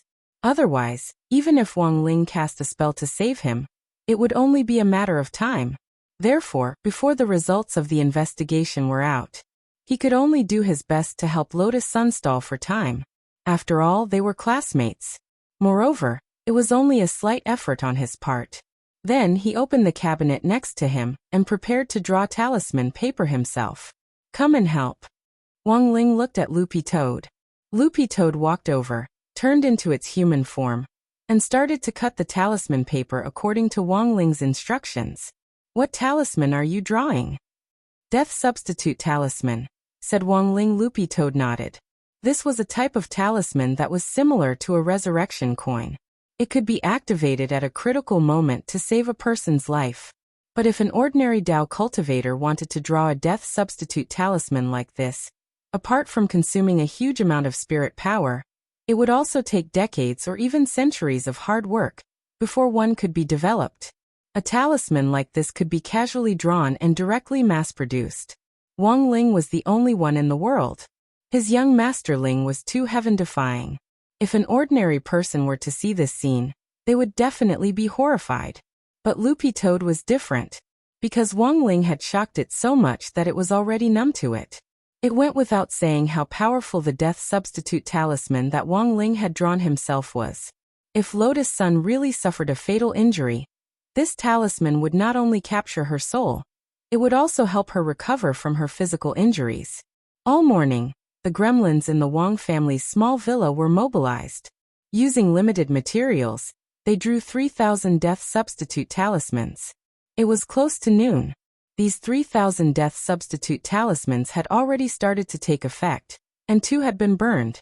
As Wang Ling had expected, there was indeed something strange about this illness. In a normal situation, even if it was an incurable disease, as long as the death substitute talisman that Wang Ling had drawn himself was present, there was no doubt that she would survive. There was no need for a second talisman at all. Wang Ling observed that the time between the 2 death substitute talismans was about an hour. One had to be burned in an hour? Wang Ling frowned deeply. He was even more certain now. This definitely wasn't an illness. Instead, someone with ulterior motives was cursing behind his back. Furthermore, the person behind this was probably very cunning. Wang Ling stayed at home for a while longer. He observed the consumption of the death substitute talismans. At around 2 o'clock in the afternoon, the bad news came again. Wang Ling noticed that the rate at which the death substitute talismans burned was increasing. Previously, one talisman had been used every hour, but now it was used every 50 minutes. Looking at this growth rate, the consumption of the death substitute talismans would only get faster and faster. This was the reason why he had stayed at home to observe. There was actually a curse in this world that could adapt to his death substitute talismans? Wang Ling was utterly astonished. It seemed that for the time being, he couldn't get away to investigate the matter in detail. He had to draw the death substitute talismans himself. Otherwise, Lotus Sun's life would be in danger. Wang Ling quickly called Grenade-Throwing Senior Immortal. One was to have Grenade-Throwing Senior Immortal go to the hospital on his behalf to investigate the situation. Wang Ling still had a king's eye in Grenade-Throwing Senior Immortal's hands, so even if he didn't go there himself, he might still be able to find some clues. The second thing was to have Battle Sect provide him with the materials to make the talismans. Although Wang Ling could mass-produce the death substitute talismans, the consumption of materials was enormous. Wang Ling had already used up all the stock in his drawer. Furthermore, the materials he had bought were the cheapest ones on the market. With Battle Sect's resources, the higher the quality of the materials, the higher the strength of the talismans would naturally be. Brother Ling, should I give my soul suppression ring to classmate Lotus Sun? Grenade-Throwing Senior Immortal suddenly asked. No, that won't work, Wang Ling replied. Although the soul suppression ring also had the effect of resurrection, it couldn't be used in a situation where someone was cursed to death. To trigger the soul suppression ring's effect, the person's body had to be fatally injured. He couldn't just give the ring to Lotus Sun and then send an executioner to stab her when he saw that she was about to die, so that she would be stabbed and come back to life at the same time. That was too cruel. Will he eventually return to the void? After the call with Grenade-Throwing Senior Immortal, Wang Ling recalled what the Lord of the Void had said. These words didn't provoke Wang Ling. Instead, he felt a little excited. In fact, he was a little excited. It looked like the Lord of the Void was challenging him. In all his years, this was the first time that a creature had questioned his ability. The Lord of the Void thought that he didn't have the ability to stop the Son of the Void from returning to the Void world. But it was still unknown who would emerge victorious.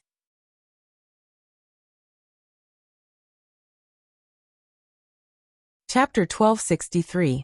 As it turned out, Hirogua's intelligence wasn't exaggerated at all. Songhai City's 7 stars first military medical hospital. All the big shots in the country had gathered together. Old Man Sun used almost all of his connections to help him. Within Songhai City alone, the first group of 17 experts had quickly assembled. These were all eminent figures in the cultivation medical world. Outside Songhai City, even more experts from other places had been invited. Anyone who had time on their hands was called. That night, Old Man Sun mobilized 20 private immortal warships under the group to be responsible for picking up experts from other cities. The commotion was so great that it could be said to be unprecedented. In the conference room on the top floor, an image was projected on a big screen. On the left was Lotus Sun lying in a medical cabin. The girl's face was rosy and her eyes were closed quietly. She looked very peaceful and didn't look sick at all. On the right side of the screen were real-time monitoring data from the medical cabin and the results of a scan of her body's environment. The experts in the room frowned and pushed up their glasses as they stared intently at the densely packed data panels in front of them. Sitting in the center of the conference room, Old Man Sun crossed his fingers nervously. All of you are eminent figures in the medical world. What do you think about my granddaughter's condition? In just one night, Old Man Sun seemed to have aged a lot. He had just mobilized his family's power to help the front line investigate the Void invasion. Who would have thought that after the Void incident, another wave would arise before the first wave had even subsided? Next to him, Lu Ping, the director of the military hospital, said, "Everyone has seen her current situation. Miss Sun has no obvious external or internal injuries, her complexion is calm, and her breathing is smooth. However, for some reason, Miss Sun's heartbeat and brainwave activity have stopped abnormally, and then gradually recovered. At first, the episodes occurred once an hour, but now the intervals are getting shorter and shorter. Based on the current data, Miss Sun may be suffering from a neurological disease. At that moment, Director Lu Ping turned his gaze to an old doctor with grizzled hair and beard and a mustache on his chin. Dr. Zhao, you are the country's expert on neurology. Back then, a soul formation cultivator and a foundation establishment cultivator fell in love. In the end, because of the difference in strength, the soul formation expert used too much force when they kissed. He sucked the tongue out of that foundation establishment female cultivator's mouth. If it weren't for Dr. Zhao connecting her nerves and turning the tide, this female cultivator would have lost her tongue forever. Why don't you tell me what you think about this illness? Dr. Zhao twirled the pen in his hand and shook his head helplessly. I've already checked Miss Sun's nerves. Everything is stable. He didn't look like a sick person at all. This old man has been practicing medicine for 100 years, but I have never seen such symptoms. Speaking up to this point, Dr. Zhao turned his gaze to a slightly plump female doctor and said, Dr. Qian is a famous gynecological surgeon. Back then, she only used a scalpel to cut into the body of a nascent soul stage cultivator, and carried out the fetus that had a physical conflict with the nascent soul in the womb of the female cultivator. I wonder, from the perspective of a gynecologist, what does Dr. Qian think of this matter? There's no need to mention what happened back then. Dr. Qian smiled modestly. I've already fully understood Miss Sun's situation, and I believe that Miss Sun's illness is not a gynecological disease. Over the years, I've come across thousands of strange gynecological cases, but that's all because the female cultivator's lifestyle isn't clean. Miss Sun has always been clean, which is all the more reason to rule out the possibility of a gynecological disease. The female doctor surnamed Qian sighed slightly. At this moment, she looked at Old Man Sunday. I wonder if Mr. Sun is hiding something from us? Hearing this, Old Man Sun's pupils contracted. He was indeed hiding something about the yin and yang death tribulation. Back when he had taken Lotus Sun to the hospital for a checkup after the 9-Dragon Mountain competition, he had already looked for countless diviners to calculate the curse. However, none of them had divined that Lotus Sun had been cursed, but if this had something to do with the yin and yang death tribulation, then the only way was to find the person who had cursed her and solve the problem at its root. On the other hand, if he were to reveal everything here and word of this were to spread, then it would undoubtedly alert the enemy. Old Man Sun couldn't imagine the consequences at all. While he was in a daze, Jiang Xiaoche suddenly whispered in his ear, Sir Grenade-throwing Senior Immortal requests an audience. He's already waiting in the other conference room. Got it, I'll go right away. Old Man Sun nodded. I'm very sorry, everyone. Then Old Man Sun stood up and bowed deeply to all the doctors. I'll have to trouble everyone to find out the cause and save my granddaughter. Getting up and leaving the conference room, Old Man Sun's expression was clearly a little melancholy. He didn't know if he had been right to hide the yin and yang death tribulation. He also didn't know if Grenade-throwing Senior Immortal could help him turn things around. Although he hadn't found any evidence, he still firmly believed that this matter definitely had something to do with the yin and yang death tribulation. Mr. Sun, please wait a moment.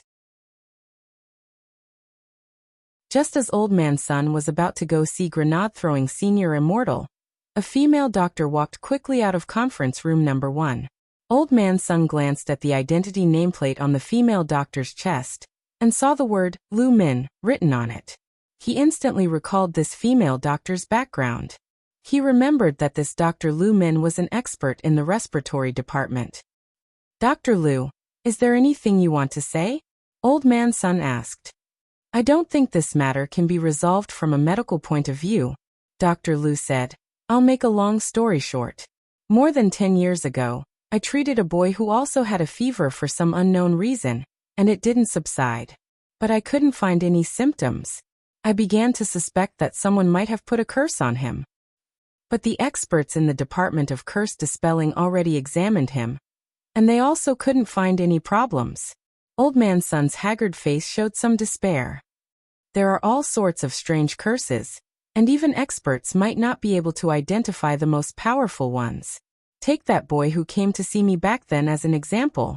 At that time, our hospital didn't have a department of curse dispelling, but later on, at my recommendation, this matter was resolved appropriately, said Dr. Lu Min Hao. I wonder if Mr. Sun has ever heard of a Buddhist monk named Jin Deng? P.S. For a previous review of Zen Master Jin Deng, please see Chapter 968. The Origin of Super Chen's Blessed Mouth.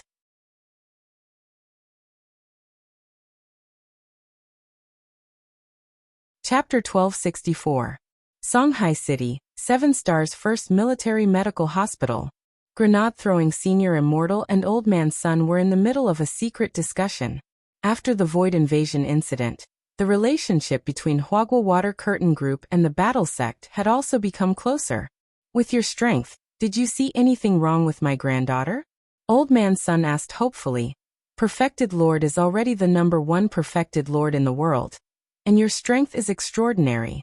If even Perfected Lord is helpless, I really can't think of anyone else who can help me. Grenade-throwing Senior Immortal smiled bitterly in his heart. With his meager strength, he probably wouldn't even be able to withstand 2 palms from Brother Ling. No, even 2 palms were considered too much. 1 palm. But he had an agreement with Wang Ling to never divulge his identity, so he wouldn't mention anything about Wang Ling in front of Sun Yiyuan. In Grenade-throwing Senior Immortal's opinion, Lotus Sun would definitely get better. Even if someone had cursed her, the person standing behind her now was the strongest man in the universe. Miss Sun's symptoms are indeed strange. I didn't notice anything unusual. Grenade-throwing Senior Immortal shook his head slightly in response to this question. Before he had decided to meet Sun Yiyuan, he had already used Wang Ling's King's Eye to investigate him.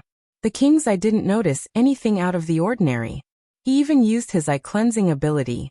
If he was really cursed, there was no curse in the world that could avoid the purification effect of the eye cleansing.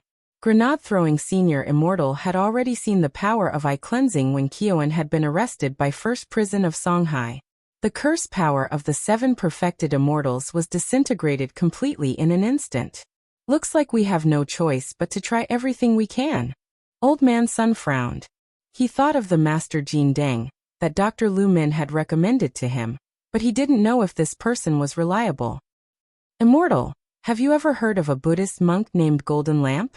Old Man Sun asked. Never heard of him. Grenade-throwing Senior Immortal shook his head. A Dr. Lu recommended this old Zen master, saying that this old Zen master might be able to cure my Rongrong's illness. There's no other way right now. Maybe we can try. Grenade-throwing Senior Immortal nodded slightly. But I have another question. That is related to the yin-yang death calamity. Hearing this, Sun Yiyuan's pupils shook. How did you know about this? Mr. Sun, don't worry. I'm the only one who knows about this. If my venerable self didn't even know about this, then wouldn't I, the #1 true venerated in the world, be a slacker? Grenade-throwing Senior Immortal laughed self-deprecatingly. Because he indeed seemed to be a slacker. Ever since he had followed Wang Ling, he had been able to do everything. Otherwise, according to the normal cultivation process, he would need a long time to develop. In fact, it was Wang Ling who had told him about the yin and yang death tribulation. Grenade-throwing Senior Immortal. I just want to ask, where is the senior who deduced the yin and yang death tribulation now? The one who started the trouble should untie it. Maybe he has a solution for Miss Sun's matter. There's no other way. Old Man Sun shook his head helplessly. As far as I know, this person is no longer in this world. He's actually not in this world anymore. Grenade-throwing Senior Immortal was astonished. If it was someone who had died recently, perhaps Wang Ling could use a resurrection spell to directly turn them into impure earth reincarnation. For example, Warden Liang had already been rescued after the incident in the void. But now, it sounded like that senior who had done the fortune-telling had probably passed away a long time ago. And even his ashes were nowhere to be found. In this case, the resurrection spell wouldn't be able to pinpoint a specific person, so it was completely useless. At that moment, Sun Yiyuan looked at Grenade-throwing Senior Immortal.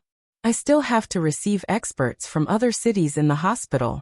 So this old man has a presumptuous request. Grenade-throwing senior immortal instantly understood. I know what Mr. Sun wants to say. Does this venerable self want to find out the truth about that Zen master golden lamp? Exactly. Sun Yuan bowed. Don't worry, Mr. Sun. This venerable self will do everything I can. Grenade-throwing senior immortal promised. Good. Old man Sun was exceptionally moved. Senior immortal, don't call me Mr. from now on. Let's call each other brothers.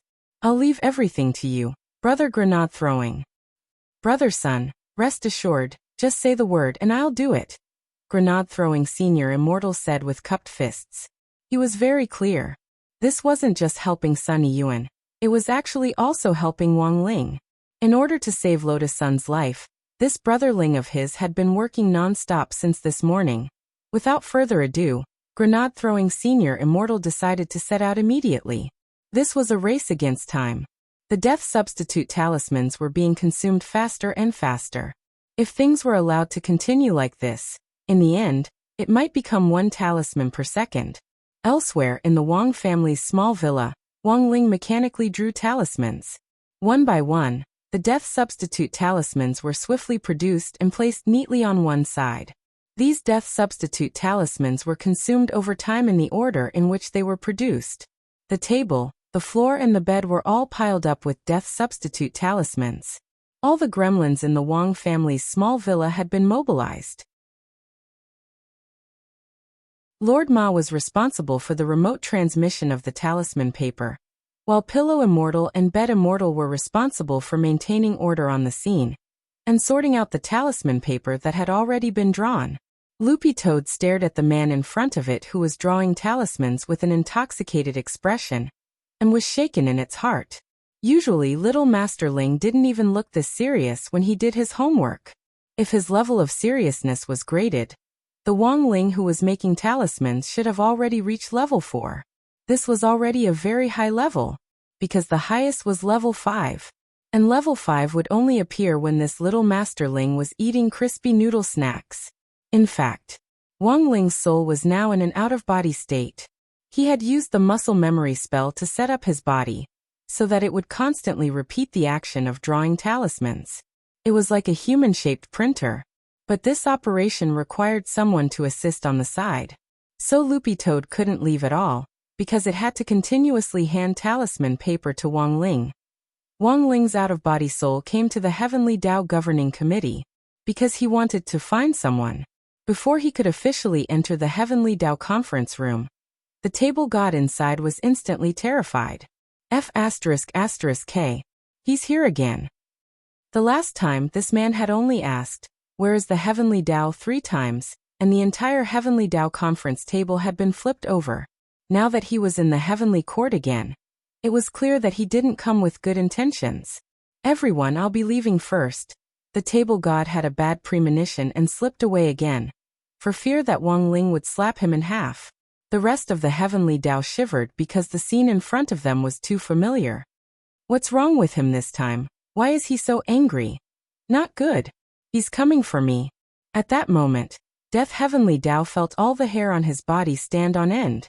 When he came back to his senses, he already felt the man's peachwood sword against his neck. In a flash, Death Heavenly Tao's head. In an instant, a huge danger word appeared in his mind.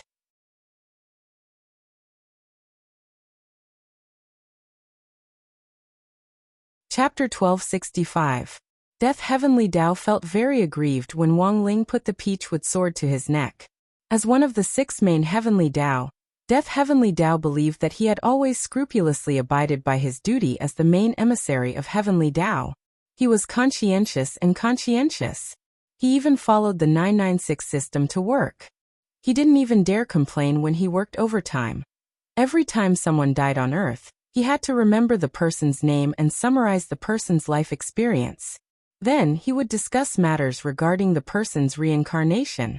Death Heavenly Tao would give the souls of those who had accumulated virtue and done good deeds as soon as possible, and find a good family for them to enter the reincarnation cycle as soon as possible.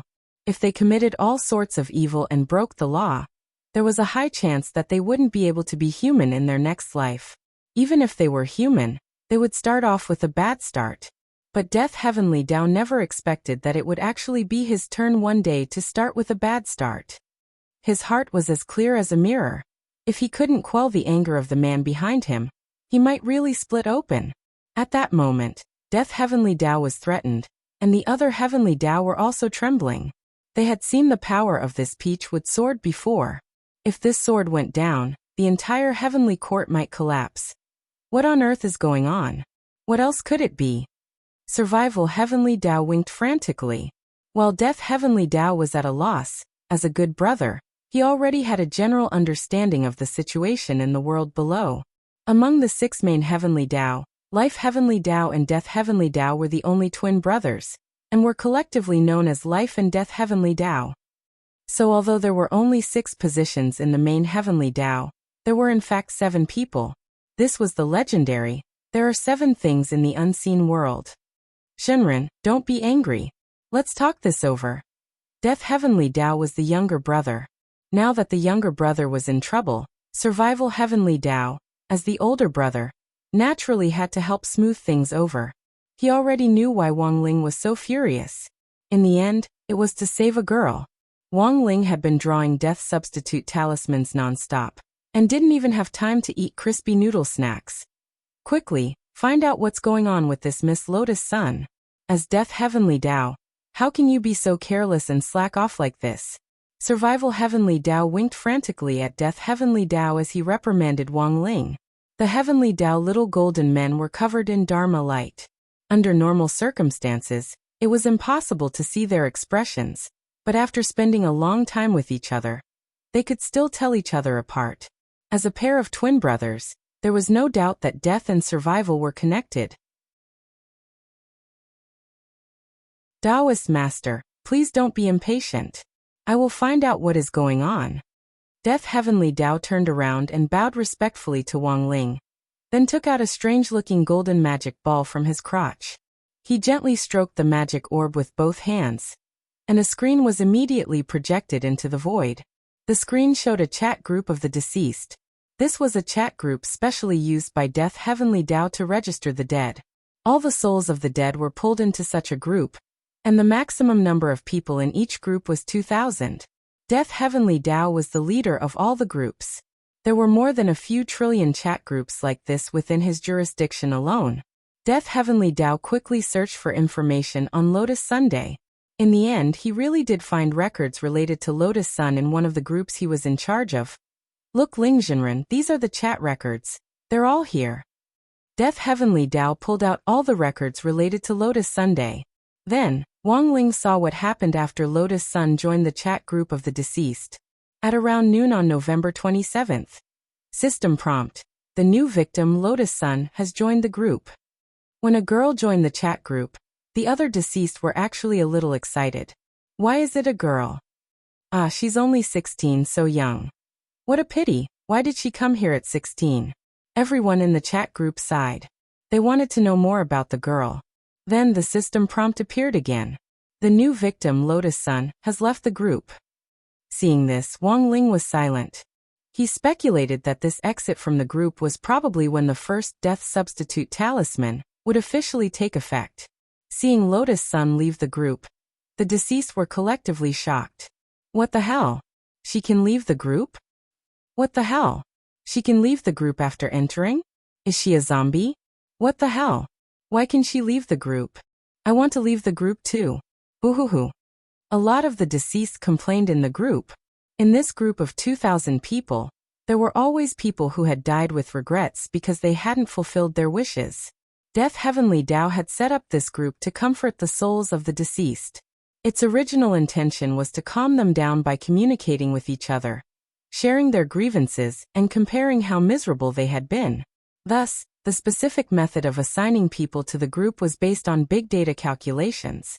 The death system would constantly add people with even more miserable experiences to the group, thus comforting the souls of the previous person who had joined the group.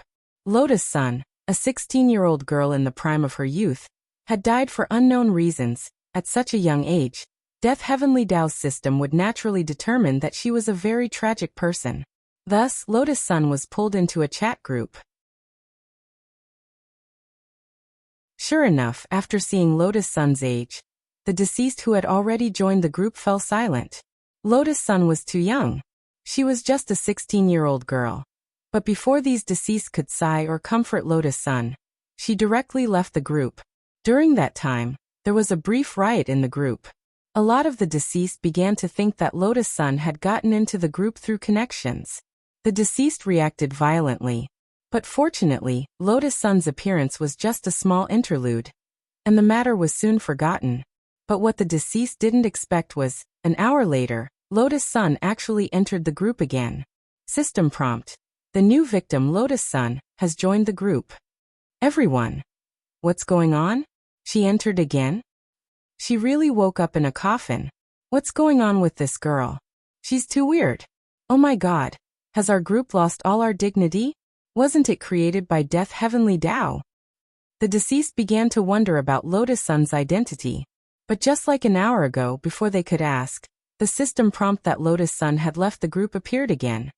Brother, what's going on? Even Death Heavenly Tao was dumbfounded by this scene. You're Death Heavenly Tao, how would I know what's going on? Life Heavenly Tao put its hand to its forehead. The situation was indeed somewhat beyond their understanding.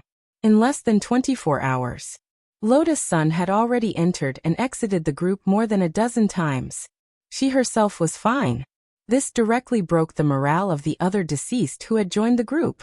No one had ever been able to enter and leave the chat group created by Death Heavenly Tao. And the frequency of the system prompts was getting faster and faster. Death Heavenly Tao speculated that it wouldn't be long before the system prompts flooded the screen. You're tuning in to the Echoes of the Heart YouTube channel. Don't forget to subscribe and join us on this journey to catch the most captivating stories.